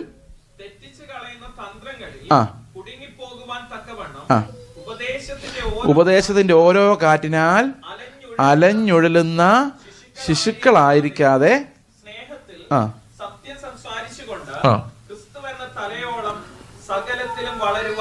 അപ്പൊ ഒരു ലോക്കൽ സഭ ഒരു ദേശത്ത് ദൈവത്താൽ സ്ഥാപിക്കപ്പെട്ടിട്ടുണ്ടെങ്കിൽ അതിന്റെ ഉദ്ദേശം ക്രിസ്തു എന്ന തലയോളം അവരെല്ലാവരും വളരണമെന്നാണ്. ഇപ്പം നമ്മൾ മിക്കവാറും സഭകളിൽ ലോകപരമായ ബ്ലെസ്സിങ്സാണ് കൂടുതൽ പറയുന്നത്. അങ്ങനെയുള്ള സഭകൾ, അത് മാത്രം പറയുന്ന സഭകളുമുണ്ട്, വല്ലപ്പോഴും ഇത്തിരി മായം കലർത്തുന്ന സഭകളുമുണ്ട്, ഇതല്ലാതെ മുകളിലോട്ട് മാത്രം നോക്കാൻ പഠിപ്പിക്കുന്നവരുണ്ട്. എൻ്റെ ഒരു ചോദ്യം ഇതാണ്, കർത്താവ് മുന്നമേ കണ്ട മുത്തുണ്ടല്ലോ, അത് ഈ ജനങ്ങളാണ്, സഭ, ലോകമാകുന്ന ചിപ്പിക്കകത്തുനിന്ന് കർത്താവ് വേർതിരിച്ചെടുക്കുന്ന ഒരു കൂട്ടം. അങ്ങനെ ഒരാളെ അബുദാബിയിൽ കർത്താവ് കണ്ടു. അവനെ യേശുവിനെ പോലെ ആക്കി സ്വർഗത്തിൽ കൊണ്ടുപോകണമെന്നാണ് കർത്താവിൻ്റെ ആഗ്രഹം. അവൻ ഏത് ചർച്ചിൽ വിടും? നമ്മുടെ ചർച്ച് വിടുവോ? കേട്ടോ, ലോകത്തിലെ അംബാനിയെ പോലെ ആക്കാൻ വേണ്ടിയാണ് വിളിച്ചതെങ്കിൽ അതിന് പറ്റിയ ഇഷ്ടം പോലെ ചർച്ചകളുണ്ട്. അവിടെ എവിടെയെങ്കിലും ഇപ്പോൾ ചിലപ്പോൾ ആയി പോയിന്നും വരാം.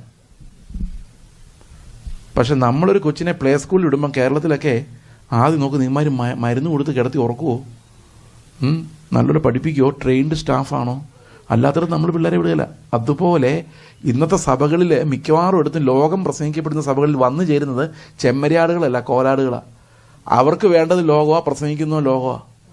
അതുകൊണ്ട് ആരാ ഇങ്ങോട്ട് ആൾക്കാരെ പറഞ്ഞു വിടുന്നറിയോ? ഈ ലോകത്തെക്കുറിച്ച് പ്രസംഗിച്ചാൽ ദൈവമല്ല, അവൻ്റെ ആടുകളെ അവൻ വിടണമെങ്കിൽ ക്രിസ്തുവിൻ്റെ തേജസ് ആ സഭയിൽ വെളിപ്പെടുത്തപ്പെടണം, ഉപദേശ സത്യങ്ങളിലെത്തണം. ആ കുഞ്ഞിനെ ഇവരുടെ കയ്യിൽ ഏൽപ്പിച്ചാൽ ഇവർ ഫെലോഷിപ്പിൽ നടത്തി അവനെ ക്രിസ്തുവിനെ പോലെ ആക്കും എന്ന് കർത്താവിൻ്റെ ബോധ്യമാണ് ഓരോരുത്തരും ഓരോ സ്ഥലങ്ങളിലേക്ക് വിടുന്നത്. മനസ്സിലാവുന്നുണ്ടോ? അപ്പോൾ അബുദാബിയിൽ ഒരു തിരഞ്ഞെടുക്കപ്പെട്ട ആളുടെ കർത്താവ് എങ്ങോട്ട് വിടണം? എങ്ങോട്ട് വിടണം? സ്വർഗത്തിൽ പോകാൻ, ക്രിസ്തുവിൻ്റെ തേജസ് പ്രാപിക്കാൻ ഒരാളെ കർത്താവ് കണ്ടിട്ടുണ്ടെങ്കിൽ അവൻ എവിടെ വിടണം? പ്രിയ സഹോദരങ്ങളെ, നമ്മുടെ അടുത്ത് വിടണം. കർത്താവ് പറഞ്ഞു, അവരെ പോയാൽ അവൻ കർത്താവിനെ പോലെ എൻ്റെ ഉദ്ദേശം പൂർത്തിയാവും. അപ്പുറത്ത് പോയാലാവില്ല. വലിയ ജനക്കൂട്ടത്തെ കണ്ടിട്ടില്ലേ? അവരെന്തന്വേഷിച്ചാൽ പോകുന്നതെന്നറിയോ? കേൾപ്പാൻ ചെവിയുള്ളവൻ കേൾക്കട്ടെ. അപ്പോൾ സഭയുടെ ഏറ്റവും പ്രധാനപ്പെട്ടത് കുഞ്ഞുങ്ങളെ പോലെ, ശിശുക്കളെ പോലെ അങ്ങോട്ടും ഇങ്ങോട്ടും ഒഴുകുന്ന കാര്യം കൊണ്ട് ഞാൻ പറഞ്ഞേക്കാം. അതായത് ഞങ്ങളുടെ ഹൈ റേഞ്ചിൽ ജീപ്പ് പോകുമ്പം, ജീപ്പ് ഒരു സൈഡ് പോകുമ്പോൾ ഈ ഇലകളെല്ലാം കൂടെ ജീപ്പിൻ്റെ പുറകെ കുറച്ച് നേരം പോകും. ചില പട്ടികളും അങ്ങനെയാണ്.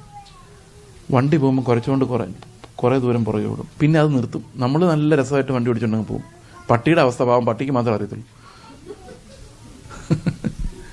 തിരിച്ചു വരുമ്പം ഇതേ ഇലകൾ എവിടെ പോയി വീണോ അവിടെ നിന്ന് പറന്ന് പഴയ സ്ഥലത്ത് പോയി വീഴും. ഇന്ന് ട്രഡീഷണൽ ചർച്ചകളിലൊക്കെ സംഭവിക്കുന്ന വലിയൊരു പ്രോബ്ലമാണ് ഈ ട്രാൻസ്ഫർ. ഒരു പാസ്റ്റർ ഒന്ന് കർത്താവ് മാത്രം എന്ന് പറഞ്ഞ് എല്ലാവരും 3 വർഷം അങ്ങോട്ട് കൊണ്ടുപോകും. അത് കഴിയുമ്പോൾ ആ പാസ്റ്റർ മാറും, അടുത്ത പാസ്റ്റർ വരും. അയാൾ ഈ ലോകത്ത് നിനക്ക് വിടുതലുണ്ടെന്നും പറഞ്ഞുകൊണ്ട് അയാൾ 3 വർഷം തിരിച്ചു ഓടിപ്പിക്കും. ഇത് അങ്ങോട്ടും ഇങ്ങോട്ടും പോയി കുറേ നാൾ കഴിയുമ്പം ഇവർ 50 വർഷം കഴിഞ്ഞാലും പരിജ്ഞാനത്തിലും എത്തുകയില്ല, വിശുദ്ധിയിലും എത്തുകയില്ല. കാരണം ഉപദേശത്തിൻ്റെ ഓരോ കാറ്റിനാൽ അലഞ്ഞുഴലും. അപ്പോൾ സഭയ്ക്കൊരു ഫൗണ്ടേഷൻ വേണം, ഡോക്ടറിൻ വേണം. ഇവിടെ ഇരിക്കുന്ന കുഞ്ഞുങ്ങൾ, സൺഡേ സ്കൂളിൽ പോകുന്നവർ പഠിക്കേണ്ടത് എന്താണെന്നറിയോ? അവിടെ എന്ത് സംഭവിച്ചു, ഇവിടെ എന്ത് സംഭവിച്ചെന്നല്ല, എന്താണ് പത്യോപദേശം, എങ്ങനെ കർത്താവിനെ പ്രസാദിപ്പിക്കാം. അവരാ ചെറുപ്പത്തിൽ അത് പഠിച്ചാൽ നമുക്ക് ഇവരുടെ പുറകെ വടിയായിട്ട് ഓടേണ്ട ആവശ്യം വരത്തില്ല, പിന്നീട് നിലവിളിക്കേണ്ടി വരത്തില്ല. ഇനി കുടുംബം എവിടെ വരുന്നതെന്നറിയോ? ഈ സഭയിൽ നിന്ന് വീണ്ടും ജനിച്ച മാതാപിതാക്കൾ, അവരുടെ കയ്യിലേക്ക് അത്രയും പരിജ്ഞാനം കുഞ്ഞുങ്ങൾക്കുണ്ടാവില്ല. അവർ ദൈവത്തിൻ്റെ മക്കളാണ്. കയ്യിലേക്ക് ഏൽപ്പിക്കുമ്പോൾ ദൈവത്തിൻ്റെ സ്വപ്നം എന്താ? ഒരാളെ നമ്മുടെ സഭയിലേക്ക് വിടുമ്പോൾ ദൈവം കണ്ട അതേ സ്വപ്നം ഈ കുഞ്ഞുങ്ങളെ ബാക്കി സമയം നിങ്ങളുടെ കയ്യിലേക്ക് ഏൽപ്പിക്കുമ്പം എല്ലാം ദൈവത്തിൻ്റെ മക്കളാണ്. അവിടെ നമ്മൾ ക്രിസ്തുവിൻ്റെ പരിജ്ഞാനത്തിലാണ് ജീവിക്കുന്നതെങ്കിൽ, ദൈവത്തെ നമ്മൾ ഭയപ്പെടുന്നുണ്ടെങ്കിൽ നമ്മുടെ കുഞ്ഞുങ്ങളും ദൈവത്തെ ഭയപ്പെടും. ദൈവത്തെ നമ്മൾ ഭയപ്പെടുന്നില്ല, ഭയം ഒരു വേഷം മാത്രമാണെങ്കിൽ കുഞ്ഞുങ്ങൾക്ക് എത്ര പറഞ്ഞാലും അത് മനസ്സിലാവില്ല. Can we ever teach the fear of the Lord? കുഞ്ഞുങ്ങളെ ആദ്യം പഠിപ്പിക്കേണ്ടത് ദൈവഭയമാണ്. ദൈവത്തെ നമ്മൾ ഭയപ്പെടുന്നുണ്ടെന്ന് കണ്ടാലേ, നമ്മൾ ചിലപ്പം പറയലേ, ആഹാരം കഴിച്ചില്ലെങ്കിൽ പണ്ടൊക്കെ പറയുന്നു പാക്കാൻ വന്ന് പിടിച്ചുകൊണ്ട് പോകുന്നു, വേറെ ഏതാണ്ടൊക്കെ പറയുമായിരുന്നു, പല വാക്കുകൾ. അപ്പം നമ്മളെങ്ങനെ പറയുന്നറിയോ? കോക്കാച്ചി. നമ്മൾ പറയുന്നത് എങ്ങനെയെന്നറിയോ? കോക്കാച്ചി പിടിച്ചുകൊണ്ട് പോകും. ആ സൗണ്ട് കേൾക്കുമ്പം ആ കോക്കാച്ചി എന്നുള്ള വാക്ക് എന്താണെന്ന് കൊച്ചിന് അറിയാൻ മേല. പക്ഷെ കൊച്ചിന് ആ ഫിയർ കിട്ടുന്ന എവിടെ നിന്നറിയോ? നമ്മുടെ എക്സ്പ്രഷൻ ആകുന്ന. ഒയ്യോ, അപ്പോൾ അവരുടെ പിള്ളേരുടെ ചിന്ത അപ്പനും അമ്മയും എല്ലാം ഈ കോക്കാച്ചിയെ പേടിച്ച് അവിടെ ജീവിക്കുന്ന, മിണ്ടാതിരിക്കുന്നതെന്ന്. അപ്പോൾ we are introducing a figure to the children. ഭയപ്പെടണം എന്ന് പറയാം അല്ലേ? പിന്നെ നമ്മൾ അതുപോലെ യേശുവിനെ ഭയപ്പെടുത്തുന്ന ഒരാളായിട്ട് യേശു ഒപ്പച്ച അടിക്കും. അത് കോക്കാച്ചി പ്രായത്തിൽ നിന്ന് മാനസാന്തരപ്പെട്ട മാതാപിതാക്കളാണ്. മര്യാദയ്ക്ക് ഇരുന്നില്ലെങ്കിൽ യേശു ഒപ്പച്ച നരകത്തിൽ പിടിച്ചിടും. ഇത് വേറൊരു ഭ്രാന്താണ്.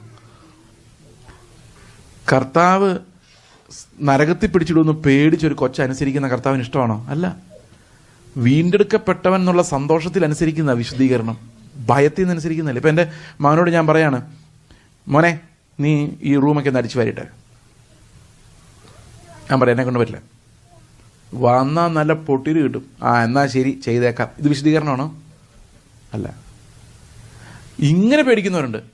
ഇനി എങ്ങാനും അടിച്ചു വാരിയില്ലെങ്കിൽ എന്നെ വീട്ടിൽ നിന്ന് ഇറക്കി വിട്ടാലോ, അടിച്ചു വാരിയേക്കാം. അത് വിശുദ്ധീകരണമേ അല്ല, അത് അവിശ്വാസമാണ്. അതേസമയത്ത് എൻ്റെ അപ്പൻ്റെ വീടായത്, എൻ്റെ അപ്പൻ എന്നെ എന്തോരം സ്നേഹിക്കുന്നത്, കഷ്ടപ്പെടുന്നത്. ദൈവത്തെക്കുറിച്ച് ചിന്തിക്കാനുണ്ടെങ്കിൽ എന്തുമാത്രം നമുക്ക് വേണ്ടി കഷ്ടപ്പെടുന്നത്. ആ അപ്പനെ ഞാൻ തിരിച്ച് സ്നേഹിക്കാൻ ബാധ്യസ്ഥനാണ്. ഈ ദൈവത്തിൻ്റെ സ്നേഹം എന്ന് പറഞ്ഞാൽ എനിക്ക് ഏറ്റവും കൂടുതൽ മനസ്സിലായിട്ടുള്ള ക്രൂശിലാണ്, ഓക്കെ, പക്ഷെ ആ സ്നേഹത്തിന് വേണ്ടിയുള്ള ദൈവത്തിൻ്റെ ഒരു ദാഹമുണ്ട്. അത് പഴയ നിയമത്തിൽ കാണാം. ശബത്ത് ദിവസം 6 ദിവസം നിങ്ങൾ അധ്വാനിച്ചോ, ഒരു ദിവസം എൻ്റെ കൂടെ വന്നിരിക്കും. കർത്താവിൻ്റെ ചോദ്യമാണ് ഈ പാവികളോട്. എല്ലായിടത്തും പോട്ടെ എന്ന് വിചാരിച്ചാൽ പോരെ. കർത്താവ് അന്നു മുതൽ 7-ാം ദിവസത്തെ ശുദ്ധീകരിച്ചിട്ട് പറയാം എൻ്റെ അടുത്ത് വന്നിരിക്കുമോ. നമ്മളോട് എന്താ പറയുന്നറിയോ? 7-ാം ദിവസത്തിലൊന്നുമില്ല, ശബത്തിലേക്ക് പ്രവേശിക്കാനുള്ള ഫ്രീഡം എപ്പോഴും ഉണ്ട്. അതുകൊണ്ട് എപ്പോഴും വന്നിരുന്നോളാനാണ്. അത് ദൈവത്തിൻ്റെ സ്നേഹമാണ്. എല്ലാ സമയവും നമുക്ക് 6 ദിവസം അധ്വാനിച്ചിട്ട് 7-ാം ദിവസം പോയിരുന്നാൽ പോരെ. ഇപ്പം നമ്മൾ അങ്ങനെ ആയിരിക്കും ചെയ്യുന്നത്. 7 ദിവസവും അവൻ്റെ അടുത്ത് ഇരിക്കാനും അവനിൽ നിന്ന് സ്വസ്ഥത പ്രാപിക്കാനും നമുക്ക് സാധിക്കും. ഇപ്പം ഇത് നമ്മൾ വീട്ടിൽ കൊടുക്കുന്ന ഭയം. എന്തിനാണ് ഭയപ്പെടുന്നത്? ഇപ്പം ഞാൻ ഏറ്റവും കൂടുതൽ ഭയപ്പെടുന്നത് 1-2 എക്സാമ്പിൾസ് എൻ്റെ പേരൻറ്റിങ് എക്സ്പീരിയൻസ് എന്ന് ഞാൻ പറയാം. ഞാനൊരു വലിയ സക്സസ്ഫുൾ പേരൻ്റ് ആണെന്ന് ഞാൻ പറയാൻ അവകാശപ്പെടുന്നില്ല. Success is given by the Lord. മെത്തഡാണ് പ്രധാനമെന്ന് ഞാൻ വിശ്വസിക്കുന്നത്.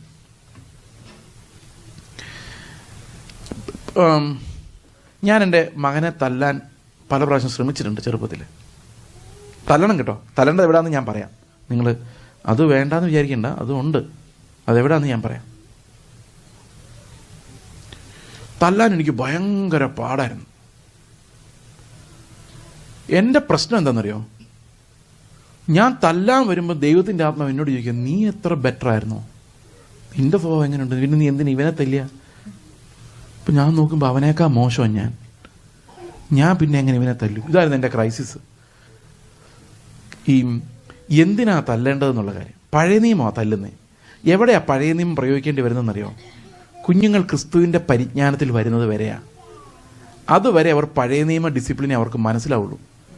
അപ്പോൾ ആപത്തിൽ നിന്ന് അവരെ രക്ഷിക്കാൻ, വലിയ പാപങ്ങളിൽ അവർ വീഴാതിരിക്കാൻ, തല്ലെന്നുള്ളതല്ല, ഡിസിപ്ലിനിങ്. അവിടെയാണ് 2 ഘടകങ്ങളുണ്ട്. ഒന്ന് അതിൻ്റെ ഡിസിപ്ലിനിങ് പാർട്ട്, മറ്റൊന്ന് അതിൻ്റെ ടീച്ചിങ് പാർട്ട്. എന്തൊക്കെയാണ് പറഞ്ഞിരിക്കുന്നത്? ബാലശിക്ഷയിലും പത്യോപദേശത്തിലും. അവരെ ആത്യന്തികമായി വിശുദ്ധീകരിക്കാൻ പത്യോപദേശം ആവശ്യമാണ്. പക്ഷേ ഈ പ്രായത്തിലുള്ള പിള്ളേർക്ക് പത്യോപദേശം ഉണ്ടാവില്ല. So we need to train them. അതാണ് ശിശുപാലകൻ എന്ന് ന്യായപ്രമാണത്തെ വിളിക്കാനുള്ള കാരണം. നമുക്കെല്ലാം ഒരു ശൈശവാവസ്ഥയുണ്ട്. ശൈശവാവസ്ഥയിൽ നിന്ന് ബാലാവസ്ഥയിലേക്ക് വരുമ്പോഴേക്കും അവർക്ക് യേശുക്രിസ്തുവിനെ കുറിച്ച് പരിജ്ഞാനം ഉണ്ടാകാനുള്ള പ്രായം ആവുമ്പോഴേക്കും സഭയ്ക്കകത്തുനിന്ന് അവരത് കേൾക്കണം. കുടുംബത്തിനകത്തുനിന്ന് കേൾക്കുന്ന സെക്കൻഡ് ഓപ്ഷനാണ് they should listen to it from the church and then they should see it being practised in home. കാരണം എല്ലാവർക്കും ഒരുപോലെ പഠിപ്പിക്കാൻ പറ്റിയെന്ന് വരികയില്ല വീട്ടിൽ. അത് പഠിക്കാനുള്ള സ്ഥലം സഭയാണ്. സഭ അത് പഠിപ്പിക്കുന്നുണ്ടെന്ന് ഉറപ്പ് വരുത്തണം. കാരണം സഭയിൽ എന്തെങ്കിലും ഒന്ന് പഠിച്ചാൽ പോരാ. The church should teach them the sound doctrines and they should learn. പക്ഷെ അതുവരെ അവർ ആപത്തിൽ ചാടാതിരിക്കാൻ, മറ്റുള്ളവർക്ക് പ്രശ്നങ്ങൾ ഉണ്ടാക്കാതിരിക്കാൻ, സമൂഹത്തിൽ ജീവിക്കുമ്പോൾ മര്യാദകളുടെ ലിമിറ്റുകൾ പാലിക്കാൻ, അതിനു വേണ്ടി മാത്രം. പക്ഷെ അടിക്കുമ്പോൾ ഒരു കാര്യം കൊണ്ട് ഉറപ്പ് വരുത്തണം, we should ensure that we are not doing it in anger. അതിന് 2 കഥകൾ ഞാൻ പറയാം. ഞാൻ ഡിഗ്രി കഴിഞ്ഞപ്പം എൻ്റെ ഫാദറിൻ്റെ ഏറ്റവും വലിയ സ്വപ്നമായിരുന്നു എന്നെ ഡോക്ടറാക്കണം. ഞാൻ BSc ഒക്കെ കഴിഞ്ഞ് ഞാൻ വിചാരിച്ചു 1 വർഷം ഒന്ന് ഫ്രീ ആയിട്ടിരുന്ന് എൻട്രൻസിൽ ഒന്ന് പ്രിപ്പയർ ചെയ്ത് ഒരറ്റംപ്റ്റ് നടത്തിയേക്കാം. ആദ്യം ഞാൻ പ്രീ ഡിഗ്രി കഴിഞ്ഞ് എൻട്രൻസ് എഴുതുന്ന സമയത്ത് എനിക്കൊരു വലിയ മിസ്റ്റേക്ക് പറ്റി. എൻ്റെ പേപ്പർ ഇൻവാലിഡ് ആയിപ്പോയി. അല്ലെങ്കിൽ കിട്ടുമായിരുന്നെന്നുള്ളതല്ല, പക്ഷേ ആ ഒരു ചാൻസ് എടുത്തിട്ടില്ല. അപ്പം ഞാൻ വിചാരിച്ചു may be 1 year I will set A part for this. അങ്ങനെ പഠിച്ചുകൊണ്ടിരിക്കുന്ന സമയത്ത് അടിമാലി എന്ന് പറയുന്നൊരു സ്ഥലത്താണ് എൻ്റെ അമ്മ വീട്. അവൻ്റെ അമ്മയുടെ മൂത്ത ആങ്ങളുടെ മകൻ ഒരു പാരൽ കോളേജ് നടത്തുന്നുണ്ട്. അപ്പോൾ അദ്ദേഹം എന്നോട് ഒന്ന് ചോദിച്ചു, സീനിയർ, ഹീസ് എ സീനിയർ. അതിനോട്, ചേട്ടാ നീ ചുമ്മാ ഇരിക്കുമല്ലേ, ഒരു പണി ചെയ്യ്, നീ രാവിലെ എന്താ 10ാം ക്ലാസ്സുകാർക്ക് എന്താ മാത്സോ സയൻസ് എന്തെങ്കിലും പറഞ്ഞു കൊടുക്കും. അപ്പം ഞാൻ പറഞ്ഞു ടീച്ചർമാരെ കിട്ടാനും പാടാ. ഞാൻ പറഞ്ഞു ഓക്കെ ഞാൻ വരാമെന്ന് പറഞ്ഞു. എനിക്ക് പഠിപ്പിക്കുന്നത് ഭയങ്കര ഇഷ്ടമാണ്. അപ്പം ഞാൻ ചെന്നു. ആദ്യം അവിടുത്തെ പ്രിൻസിപ്പളിനെ പോയി കണ്ടു. പ്രിൻസിപ്പൾ വാന്ന് പറഞ്ഞ് വിളിച്ച് അകത്ത് റൂമിലോട്ട് കൊണ്ടുപോയി. അവിടെ ചൂരൽ ഇതാണ്. ഇവിടെയാണ് നമ്മൾ അപകടം ഉണ്ടാക്കുന്നിടത്ത് ഡിസിപ്ലിൻ ചെയ്യുന്നത്. കണ്ടോ, ഇപ്പം ഇതാണ് അപ്പൻ്റെ ഡിസിപ്ലിൻ. അപ്പനാണോ? അല്ല, ആരായാലും ഓക്കെ, ആരായാലും തക്ക സമയത്ത് ഡിസിപ്ലിൻ ചെയ്യേണ്ടി വരും. ഓൾറൈറ്റ്. അപ്പോൾ ഈ പ്രിൻസിപ്പൾ എന്നെ അകത്ത് റൂമിലോട്ട് കൊണ്ടുപോയി കാണിച്ചിട്ട് പറഞ്ഞു, അവിടെ നോക്കിയപ്പോൾ എന്താ കണ്ടതെന്നറിയോ കാഴ്ച? ചൂരൽ വടികൾ, ഒരു കെട്ടിൽ 50 അല്ലെങ്കിൽ 100, ഇത് കൃത്യമായിട്ട് ഓർമ്മയില്ല. അതിൻ്റെ പല കെട്ടുകൾ ഇങ്ങനെ അടുക്കിയടുക്കി വെച്ചിട്ടുണ്ട്. ഇപ്പോൾ ക്ലാസ്സിലോട്ട് പോകാൻ നേരത്ത് സാർ, ഞാൻ പുസ്തകം എടുത്തു, പറഞ്ഞു ഒരു കെട്ടിൽ സാറിൻ്റെ അതിനെ നിരത്തോളം പറഞ്ഞു. ഞാൻ പറഞ്ഞു എന്തിനാ? ഇതൊരു മാസത്തേക്കുള്ള കെട്ടാന്ന് പറഞ്ഞു. എന്ന് പറഞ്ഞാൽ അടിച്ച് ഇത് ഒരു മാസം കൊണ്ട് പൊട്ടിച്ചിരിക്കണം. അപ്പം ഞാൻ കോട്ടയം CMS കോളേജിലാണ് ഞാൻ ഡിഗ്രി പഠിച്ചത്. CMS കോളേജ് പഠിച്ചിട്ടുള്ള ആരെങ്കിലും ഉണ്ട് അറിയാം, ഇതുപോലെ സ്വാതന്ത്ര്യമുള്ളൊരു കോളേജ് അന്നത്തെ കാലത്ത് ലോകത്തൊരിടത്തും ഇല്ല. ഇന്നും അങ്ങനെയാണെന്ന് എനിക്ക് തോന്നുന്നത്. പിള്ളേരുടെ മേൽ യാതൊരു കൺട്രോളും ഇല്ലാത്ത ഒരു കോളേജാണ്. അതായത് ഒരു തരത്തിലുള്ള ഡിസിപ്ലിനിങ്ങും ഇല്ല. ഞങ്ങളുടെയൊക്കെ ക്ലാസ്സിൽ 2-3 പേരെ ഡിഗ്രിയൊക്കെ ക്ലാസ്സിൽ കാണുള്ളൂ, ബാക്കിയുള്ളവരൊക്കെ റോട്ടിലായിരിക്കും, ചിലപ്പോൾ സിനിമാ കോട്ടിലായിരിക്കും. ആരും ഒന്നും അന്വേഷിക്കാനൊന്നും പോകത്തില്ല.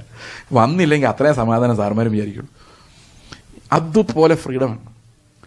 പക്ഷേ സുവിശേഷം അവിടെ വെച്ചാണ് ഞാൻ കേട്ടത്. കാരണം ഈ ഫ്രീഡം ഉണ്ടായിരുന്നെങ്കിൽ അത് മുതലാക്കിയത് സുവിശേഷ പ്രവർത്തകരാണ്. അവിടെ എല്ലാ ആഴ്ചയിലും ഒരു ദിവസം കൃത്യമായിട്ട് സുവിശേഷ യോഗങ്ങളുണ്ട്. എല്ലാ ദിവസവും. ഇന്ന് ICPF ആണെങ്കിൽ നാളെ EU, നാളെ കഴിഞ്ഞ് ക്യാമ്പസ് ക്രൂസൈഡ്, അത് കഴിഞ്ഞ് CSIക്കാരുടെ യൂത്ത്, എല്ലാവരുടെയും മീറ്റിംഗ് എല്ലാ ദിവസവും ഉച്ചയ്ക്കുണ്ട്. ഇനി ക്യാമ്പസ് ക്രൂസൈഡുകാരോ ആരെങ്കിലും വന്നിട്ട് ഇന്ന് ഞങ്ങൾക്കൊരു മ്യൂസിക് ഈവനിങ് വെക്കാൻ പോകുമെന്ന് പറഞ്ഞു കഴിഞ്ഞാൽ പ്രിൻസിപ്പൾ പറയും ലാസ്റ്റ് പീരീഡ് വിട്ടേക്കാം, ആ സമയത്ത് വെച്ചോളാൻ പറയും. ഇതാണ് അവിടുത്തെ പരിപാടി. അപ്പോൾ അവിടെ വെച്ചാണ് സൂക്ഷിച്ചത്. അപ്പോൾ എല്ലാത്തിനും ഒരു 2 വശങ്ങളുണ്ട്.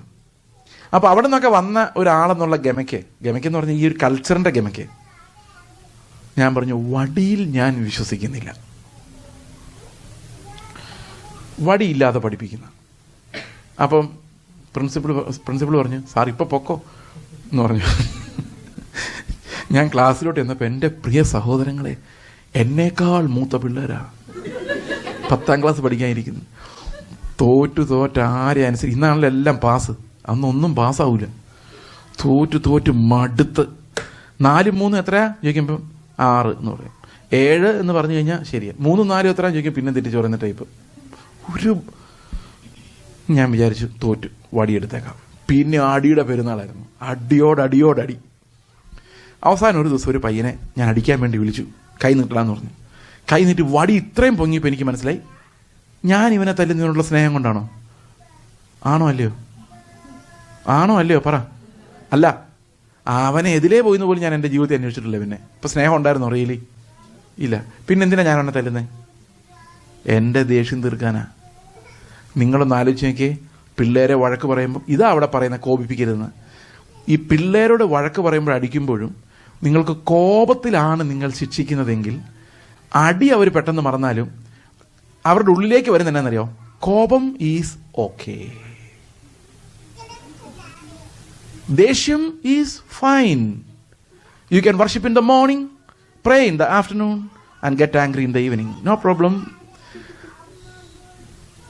ഇതാ അവരുടെ മനസ്സിലേക്ക് വരുന്നത്. കേൾക്കുന്നുണ്ടോ? അപ്പം ഞാൻ അന്ന് സ്നാനപ്പെട്ട ആഴ്ചയാണ് എൻ്റെ ഓർമ്മ. ആ സമയത്ത് ഏകദേശം ഞാൻ ഈ വടി ഇങ്ങനെ പിടിച്ച വടി താഴോട്ട് വെച്ചു. അപ്പോൾ എനിക്ക് തോന്നി ഒരുത്തനെ അടിച്ചതാണ്, ഇവനെ അടിക്കാതിരിക്കാൻ പറ്റില്ല. കാരണം നീതി demands that I should beat him. അപ്പം ഞാൻ അവനോട് പറഞ്ഞടാ, ഗതികേട് കൊണ്ടാണ് ഞാൻ നിന്നെ അടിക്കുന്നത്. എൻ്റെ ഗതികേട് അവൻ വിചാരിച്ചു അവൻ നന്നാൻ വേണ്ടിയാന്ന്. അതല്ല എൻ്റെ ഗതികേട്. എൻ്റെ ഗതികേട് എൻ്റെ പാപമാണ്, എൻ്റെ ദേഷ്യം. ഞാൻ അവനോട് പറഞ്ഞു, രണ്ടും കൽപ്പിച്ച് പറഞ്ഞു, ഞാൻ നിന്നെ അടിക്കാൻ പോവാ, ഞാൻ 2 അടി അടിക്കും, പക്ഷെ 2 അടി കൊണ്ട് നീ നന്നായിക്കോണമെന്ന് പറഞ്ഞു. അപ്പം ഞാൻ നന്നായിക്കോളാം സാറേ എന്ന് പറഞ്ഞു. കൈ നീട്ടി 2 അടിക്ക്. ആ പഴയ അടിയുടെ ദേഷ്യമൊന്നും ഇല്ലായിരുന്നു, അതുകൊണ്ട് അടിക്ക് വലിയ ഇമ്പാക്റ്റ് ഒന്നും ഉണ്ടായില്ല. പക്ഷെ അവൻ അതോടെ നന്നായി. ഞാൻ അന്നാ മനസ്സിലാക്കിയത്, കോപം can be transmitted and can make your children angry. അതുകൊണ്ടാണ് മക്കളെ കോപിപ്പിക്കാതെ ശിക്ഷിക്കാൻ പറയുന്നത്. കാരണം you have to wait until your anger subsides and then call them and instruct them why I am going to beat you. എന്തിനാണ് ഞാൻ നിന്നെ അടിക്കുന്നത്? ഇതാണ് അതിൻ്റെ ഏറ്റവും നല്ല. പക്ഷെ നമുക്ക് ദേഷ്യം വരുമ്പോഴേക്കും പിന്നെ കണ്ണും കാലൊന്നും കാണാൻ മേല. അടിച്ചു കഴിഞ്ഞാലേ പിന്നെ നമുക്കൊരു സിമ്പതി ഉണ്ടാകുന്നത്. പാവം കൊച്ചിനെ ഞാൻ ഇത്രയും തല്ലിയല്ലോ. This is living in the flesh. ഈ ഫ്ലഷിൽ ജീവിക്കുമ്പോൾ പാപം വരുന്ന എവിടെ നിന്നറിയോ? ഹൃദയത്തിൽ നിന്നല്ല കേട്ടോ, നമ്മുടെ തെറ്റിദ്ധാരണ ഹൃദയത്തിൽ നിന്ന് വരുന്നതെന്ന്. അത് എവിടെ നിന്ന് നമുക്ക് ഞാൻ പിന്നെ പറയാം. ശരിക്കും വരുന്ന എവിടെ നിന്ന് നമുക്ക് അറിയാൻ മേല. ഹൃദയത്തിൽ നിന്ന് വരുന്നെങ്കിൽ എൻ്റെ ഇങ്ങനെ ചിന്തിക്കണം, ഞാൻ ഇത്തിരി നേരം കഴിയുമ്പം എൻ്റെ മകനോട് ദേഷ്യപ്പെടാൻ പോവുകയാണ്. അങ്ങനെ ചിന്തിച്ച് തീരുമാനിച്ച് ദേഷ്യപ്പെടണം. അങ്ങനെയാണോ നിങ്ങളാരും ദേഷ്യപ്പെടുന്നത്? അല്ല. പാപം ചെയ്യുന്ന വിചാരങ്ങളിൽ നിന്നല്ല കേട്ടോ, ചിന്തകളിൽ നിന്നുമല്ല. ചിന്തകളിൽ നിന്നാണ് പാപം ചെയ്യുന്നെങ്കിൽ എങ്ങനെയായിരിക്കും ചിന്തിക്കുന്നറിയോ? ഞാൻ ഇനിയൊരു ഈ മീറ്റിങ്ങൊക്കെ പോയി കഴിഞ്ഞിട്ട് വീട്ടിലോട്ട് പോയി ആഹാരമൊക്കെ കഴിച്ചിട്ട് കിടന്നിട്ട് കുറച്ച് ലോകമോഹങ്ങളെക്കുറിച്ച് ചിന്തിക്കണം. അങ്ങനെ ചിന്തിച്ചിട്ടാണ് ഈ ലോകമോഹങ്ങൾ വരുന്നത്. അതൊക്കെ തന്നെ വന്നോളും. എവിടെന്നാ വരുന്നതെന്ന് നമുക്ക് ഒരു പിടിയും ഇല്ലാത്ത സാധനങ്ങളാണിത്. ദേഷ്യം വന്നാൽ കണ്ണ് കാണാനും മേല. ഒരു എക്സാമ്പിളൂടെ ഞാൻ പറയാം ശിക്ഷണത്തെക്കുറിച്ച്. ഈ അങ്കിളിന് 2 ആൺമക്കളാണ്. അപ്പം ഇവരെന്തേലും കുരുത്തക്കേട് ഒപ്പിക്കും പിള്ളേർ കുരുത്തക്കേട് ഒപ്പിച്ച് കഴിയുമ്പം അമ്മ ഒന്നും ചെയ്യത്തില്ല. She will be very silent. വൈകിട്ട് അപ്പം വരുമ്പം പറയും, ഇന്ന കുരുത്തക്കേടുകൾ പിള്ളേർ ഒപ്പിച്ചിട്ടുണ്ട്. അപ്പം എന്നാ പറയുന്നറിയോ? കുറിച്ച് വെച്ചേക്കാൻ പറയും. ഇത് കുറിച്ച് വയ്ക്കും. പിന്നെ കുറേ നാൾ കഴിയുമ്പം 1-2 കേസുകളുടെ വരും. അതെല്ലാം കുറിച്ച് വയ്ക്കും. ഒരു ദിവസം അപ്പന് നല്ല മൂടുള്ളൊരു സമയത്തെങ്കിൽ വിളിച്ചിട്ട് കുറ്റപത്രം ഇത്രാം തീയതി ഇത്രാം മണിക്ക് നീ ചെയ്ത കുറ്റം, നിനക്ക് എന്തെങ്കിലും പറയാനുണ്ടോ? അന്ന് 5-6 കുറ്റങ്ങളായിരിക്കും. ഇത് എപ്പോ വരുമെന്ന് ഈ പിള്ളേർക്ക് അറിയാൻ മേല. വന്നാൽ അന്ന് അവരുടെ കഷ്ടകാല. അടീന്ന് പറഞ്ഞുണ്ടല്ലോ, അത് ദേഷ്യത്തിലൊന്നുമല്ല, വെൽ കാൽക്കുലേറ്റഡാ. നിനക്ക് എന്തുകൊണ്ട് നീ ഇത് ചെയ്തു, എന്തുകൊണ്ട് ഇത് ചെയ്തു കൂടാ? അടിച്ചു, കാല് പൊട്ടി ബ്ലഡ് വരും. 2 അടി അടിക്കുള്ളൂ. പക്ഷെ അടിയെന്ന് പറഞ്ഞുണ്ടല്ലോ, പശുവിനെ തല്ലുന്നേക്കാളും കഷ്ടമായിരിക്കും. അപ്പോൾ ഈ പിള്ളേർക്കൊരു ഉൾക്കിടലുണ്ട്. എപ്പോഴാണ് അപ്പം വിളിക്കുന്നത്? നല്ല മൂഡിൽ വർത്താനം പറഞ്ഞ് തമാശ പറഞ്ഞുകൊണ്ടിരിക്കുമ്പോഴായിരിക്കും പഴയ ബുക്ക് എടുത്തുകൊണ്ട് വരുന്നത്. എനിക്കത് ഭയങ്കര ഇൻട്രസ്റ്റിംഗ് ആയിട്ട് തോന്നിയിട്ടുണ്ട്. പക്ഷെ ചില അമ്മമാരങ്ങനല്ല ചെയ്യുന്നത് കേട്ടോ. അമ്മമാർ കിട്ടുന്ന സാധനം വെച്ച് തലക്കിട്ടും ഒക്കെ കുറേ കഴിയുമ്പോൾ ഈ പിള്ളേരെ ഈ വടി മേടിച്ചാൽ ഓടിച്ചു കളയും തൻ്റെ ഇടമാകുമ്പോഴേ. കാരണം ഇവർക്ക് ഈ ഭയം അങ്ങ് പോകും. ഭയം വടിയോട് മാത്രമല്ല പോകുന്നത്. തല്ലി വളർത്തുന്ന പിള്ളേരുടെ വേറൊരു പ്രോബ്ലം, പിന്നെ അവർ ലാത്തിയേയും പേടിക്കാതാവും. പിന്നെ ഓരോ പ്രാവശ്യം ഒരു അടിയുടെ ഡോസ് ഇൻക്രീസ് ചെയ്യേണ്ടി വരും. വഴക്ക് പറയുന്നതിൻ്റെ ഡോസ് ഇൻക്രീസ് ചെയ്യേണ്ടി വരും. നമ്മൾ ഇന്നലെ പറയാത്ത വാക്കുകൾ ഇന്ന് അവനോട് പറയേണ്ടി വരും. ഇന്നലെ അടിക്കാത്ത അടി ഇന്ന് അടിക്കേണ്ടി വരും. പത്യോപദേശം വിട്ടുപോയാൽ ജീവിതകാലം മുഴുവൻ ഈ ശിശുക്കളെ മെയിൻറ്റെയിൻ ചെയ്ത പോലെ നമ്മൾ അവരെ കൊണ്ടു നടക്കേണ്ടി വരും. അതുകൊണ്ട് പ്രായമാകുന്ന വഴിക്ക് ഈ പത്യോപദേശം കൊടുക്കാൻ പറ്റിയില്ലെങ്കിൽ പേരൻറ്റിങ്ങിൻ്റെ 2ാമത്തെ സൈഡ് എന്താണത്? Instruction of the word, doctrine. അത് കുഞ്ഞുങ്ങൾക്ക് കിട്ടിയാൽ അത് എങ്ങനെ കിട്ടണം? ബുദ്ധിയിൽ കിട്ടിയാൽ പോരാ, അത് ദൈവ ഭയത്തിലൂടെ കിട്ടണം. അവരുടെ അപ്പനമ്മമാർ അവർക്ക് ട്രാൻസ്മിറ്റ് ചെയ്ത് കൊടുക്കേണ്ട ഒരു ദൈവ ഭയമുണ്ട്. എൻ്റെ മകൻ അറിയണം, മക്കളറിയണം അപ്പൻ ചില കാര്യങ്ങൾ എന്തുകൊണ്ടാണ് ചെയ്യാത്തത്. വേണമെങ്കിൽ ചെയ്യാം, പക്ഷെ എന്തുകൊണ്ടാണ് ചെയ്യാത്തതെന്ന് മക്കൾ അറിയണം. എങ്ങനെ അറിയണം? ദൈവമുണ്ട്, അവൻ നമ്മുടെ കൂടെയുണ്ട്, നമ്മുടെ വീട്ടിലുണ്ട്, അവനെല്ലാം കാണുന്നുണ്ട്. അവൻ്റെ മുൻപിൽ നമ്മൾ ജീവിക്കണം. അവൻ ഭയപ്പെട്ട് നമ്മളെ നരകത്തിൽ വിടുന്ന ദൈവമല്ല, സ്നേഹിച്ച് രക്ഷിച്ച് നമ്മളെ സ്വർഗത്തിൽ കൊണ്ടുപോകുന്ന ദൈവമാണ്. അവന് നമ്മളോട് ഭയങ്കര സ്നേഹമാണ്. അവൻ്റെ അടുത്ത് ചെന്നിരുന്നാൽ അവൻ സ്നേഹിക്കുന്ന പോലെ നിന്നെ സ്നേഹിക്കാൻ എനിക്ക് പറ്റത്തില്ല. ആ സ്നേഹത്തിലേക്കും സ്നേഹത്തോടെയുള്ള ഭയത്തിലേക്കും കുഞ്ഞുങ്ങളെ നടത്തണമെങ്കിൽ ആദ്യം നമ്മൾ ആ വഴിക്ക് പോയവരായിരിക്കണം. നമ്മളിൽ നിന്ന് മാത്രമേ കുഞ്ഞുങ്ങൾക്ക്, ഇപ്പം നമുക്കറിയാം ഇൻഷുറൻസ് ഏജൻറ്റുമാർ വന്ന് എത്ര പേരെ വേണമെങ്കിലും നല്ല വാചം ഓടിക്കാമെങ്കിൽ നിങ്ങളെ കൊണ്ടെല്ലാം ഇപ്പോൾ ഇൻഷുറൻസ് എടുപ്പിച്ചിട്ട് പോവാം അല്ലേ? പക്ഷെ അവനെടുത്തിട്ടുണ്ടാവില്ല അല്ലേ? അതുപോലെ സിനിമാ നടിമാരും നടന്മാരൊക്കെ ഒന്ന് ഈ സോപ്പിട്ട് കുളിക്കൂ സൗന്ദര്യത്തിനെന്ന് പറഞ്ഞാൽ അവർ ജീവിതത്തിലെ സോപ്പ് കണ്ടിട്ടുണ്ടാവില്ല. അതൊക്കെ അഡ്വർടൈസ്മെൻറ്റിൻ്റെ കാലത്ത് ചെയ്യാം, ക്യാൻവാസിങ്ങിൻ്റെ സമയത്ത് ചെയ്യാം. ഇങ്ങനൊരു ശിഷ്യനെ ക്യാൻവാസ് ചെയ്ത് ഉണ്ടാക്കാൻ പറ്റില്ല. If you are not a disciple you cannot disciple any one. നിങ്ങളൊരു ശിഷ്യനല്ലെങ്കിൽ നിങ്ങൾക്ക് ഒരാളെയും ശിഷ്യപ്പെടുത്താൻ പറ്റില്ല. ശിഷ്യന്മാർക്ക് മാത്രമേ ശിഷ്യന്മാരെ ഉളവാക്കാൻ സാധിക്കുകയുള്ളൂ. മനസ്സിലാവുന്നുണ്ടോ? അപ്പം ഇൻസ്ട്രക്ഷൻ എന്ന് പറയുന്നത് has to come from the church. Church is that foundation of doctrines. Doctrines കൊടുക്കാനുള്ള റൈറ്റ് സഭയ്ക്കാണ്. സഭ യഥാർത്ഥ ഉപദേശങ്ങളിന്മേൽ പണിയപ്പെട്ടിരിക്കണം. സഭ ലോകമോഹങ്ങളെ ജനിപ്പിക്കുമാർ ആയി മാറരുത്. മനസ്സിലാകുന്നുണ്ടോ? ക്രിസ്തുവിൻ്റെ പ്രത്യാശയിലേക്ക് ഉപദേശ രൂപം വെച്ച് ഓരോരുത്തരെയും പണിയുന്ന കർത്താവിൻ്റെ സ്റ്റാമ്പുള്ള, ആത്മാവിൻ്റെ സ്റ്റാമ്പുള്ള സഭയാകണം. ആ സഭയ്ക്കാണ് ഉപദേശങ്ങൾ ഡിഷ് ഔട്ട് ചെയ്യാനുള്ള, വിതരണം ചെയ്യാനുള്ള പ്രാഗൽഭ്യമുള്ളത്. അതുകൊണ്ട് പ്രിയ സഹോദരങ്ങൾ, ഇന്ന് അനേകം മാതാപിതാക്കൾ കരഞ്ഞുകൊണ്ടിരിക്കുന്നിടത്ത് ദൈവഭയം ഇവരുടെ ഉള്ളിലേക്ക് കൊടുക്കാൻ, നിലനിൽക്കുന്ന ജീവനിലേക്ക് ഇവരെ പ്രവേശിപ്പിക്കാൻ നമുക്കൊരു നുറുങ്ങിയ ഹൃദയം ആവശ്യമാണ്. അവരെ പ്രകോപിപ്പിക്കുകയോ ഭയപ്പെടുത്തുകയോ അല്ല ചെയ്യേണ്ടത്. പത്യോപദേശം. നിങ്ങൾക്ക് മനസ്സിലായ 2 കാര്യങ്ങൾ എന്തൊക്കെയാണ്? ഒന്ന് ഡിസിപ്ലിനിങ്, മറ്റൊന്ന് ഉപദേശം. അടിക്കേണ്ടടുത്ത് അടിക്കണം, പക്ഷേ അത് ഒരു വിവരവും ഇല്ലാതെ ചെയ്യരുത്. പഠിക്കാൻ പറയുന്നിടത്ത് പഠിക്കാൻ പറയണം. അതും കൂടെ പറഞ്ഞില്ലെങ്കിൽ പ്രശ്നമായിരിക്കും. നിങ്ങൾ കണ്ടിട്ടുണ്ടോ ഈ CBSE 10ാം ക്ലാസ്സിലെ പിള്ളേരൊക്കെ എന്ത് വലിയ ലഗേജും ചുമന്നുകൊണ്ട് നടക്കുന്നത്. ഞാൻ ഈ ആന്ധ്രയിൽ പഠിപ്പിക്കാൻ പോയിരുന്നൊരു സ്കൂളിൽ. അപ്പോൾ അവരുടെ പിള്ളേരിരുന്ന് സ്റ്റഡി ടൈമിന് കാണാതെ പഠിക്കാം. വലിയ വലിയ ഗൈഡുകളാണ് കാണാതെ പഠിക്കുന്നത്. അവിടുത്തെ പഠിത്ത രീതി അതാ, ചുമ്മാ കാണാൻ പഠിക്കാം. ഞാനൊരു ദിവസം ഈ പിള്ളേരോട് പറഞ്ഞു, എൻ്റെ പിള്ളേരെ നിങ്ങളുടെ സ്ഥാനത്ത് ഞാനായിരുന്നെങ്കിൽ നാട് വിട്ടു പോയേനെ. ഈ പുസ്തകം പഠിക്കും. ടെക്സ്റ്റ് ബുക്ക് ഇത്രയേ ഉള്ളൂ, അതിൻ്റെ ഗൈഡ് ഇത്രയുണ്ട്. കാണാൻ പഠിക്കുന്ന ഗൈഡ് മുഴുവൻ കാണാൻ പഠിക്കുക എക്സാം എഴുതാൻ വേണ്ടി. എന്തിനാ ഇവന്മാർക്ക് ഇത്രയും പണി കൊടുത്തേക്കെന്നറിയോ? ഈ പിള്ളേരുടെ പഠിത്തം എപ്പോഴെങ്കിലും തീരുന്നുണ്ടോ? എന്തിനാ ഇത്രയും വലിയ പണി കൊടുത്തേക്കുന്ന ഈ ചെറുപ്പത്തിലെ? 4 വയസ്സാകുമ്പോഴേക്കും, അല്ല 2.5 വയസ്സാകുമ്പോഴേക്കും പ്ലേ സ്കൂള്, 3 ആകുമ്പോഴേക്കും LKG, UKG, 1ാം ക്ലാസ്. ഇവർ കുഞ്ഞുകാലം, നമ്മൾ പറയില്ലേ, കുഞ്ഞുകാലം എൻജോയ് ചെയ്ത് നടക്കട്ടെ. 6 വയസ്സ് കഴിഞ്ഞ് വിട്ടാൽ മതി. എന്താ പ്രശ്നം എന്നറിയോ? എന്തിനാ ഇവർ ഇത്ര നിർബന്ധിച്ച് തലയിൽ ഈ ഭാരം എടുത്ത് വെച്ചിരിക്കുന്നത്? എന്തിനാ പഠിക്കാൻ പറയുന്നത്? എന്തിനാ രാവിലെ 5 മണിക്ക് എഴുന്നേക്കാൻ പറയുന്നത്? എന്തിനാ പറയുന്നത്? പിള്ളേർക്ക് അറിയാം, വല്ല പിടിയുണ്ടോ പിള്ളേരെ? എന്തിനാ ഇത്രയും വലിയ ഭാരം? എല്ലാവരും ഉറങ്ങും, എന്തോ കളികളിലേക്കാണ്. നിങ്ങളോട് തന്നെ പറയാം, ഈ തക്ക സമയത്ത് അവരുടെ തലയിൽ എന്തെങ്കിലും നല്ല കാര്യമായിട്ട് നിറച്ചില്ലെങ്കിൽ അവിടെ മുഴുവൻ വളർന്നു വരുന്നത് ഈ വികാരങ്ങളിൽ നിന്നുണ്ടാകുന്ന ചിന്തകളായിരിക്കും. വെളിയിൽ നിന്ന് വരുന്നതായിരിക്കില്ല, ഇൻസ്ട്രക്ഷൻസ് ആയിരിക്കില്ല. അവരുടെ ഉള്ളിൽ വരുന്നത് ഒറ്റയ്ക്കിരുന്ന് അവരുടെ വികാരങ്ങൾക്കനുസൃതമായി ശരീരത്തെ നിയന്ത്രിക്കാൻ പറ്റാത്തവരായിട്ട് അവർ മാറും. പാപത്തിൻ്റെ ഗ്രിപ്പിനകത്തായി പോകും. അതുകൊണ്ടാണ് ദൂഷ്യങ്ങളില്ലാത്ത പഠനങ്ങളിലേക്ക് ഇവരെ, മാത്തമാറ്റിക്സിൻ്റെ പ്രോബ്ലം സോൾവ് ചെയ്തുകൊണ്ടിരിക്കുമ്പോൾ അത്രയും നേരമെങ്കിലും ഇവൻ്റെ തല പാപത്തിൽ ജനിച്ച പയ്യനാണല്ലോ. അപ്പം നാച്ചുറലായിട്ട് എന്തേ വരുള്ളൂ?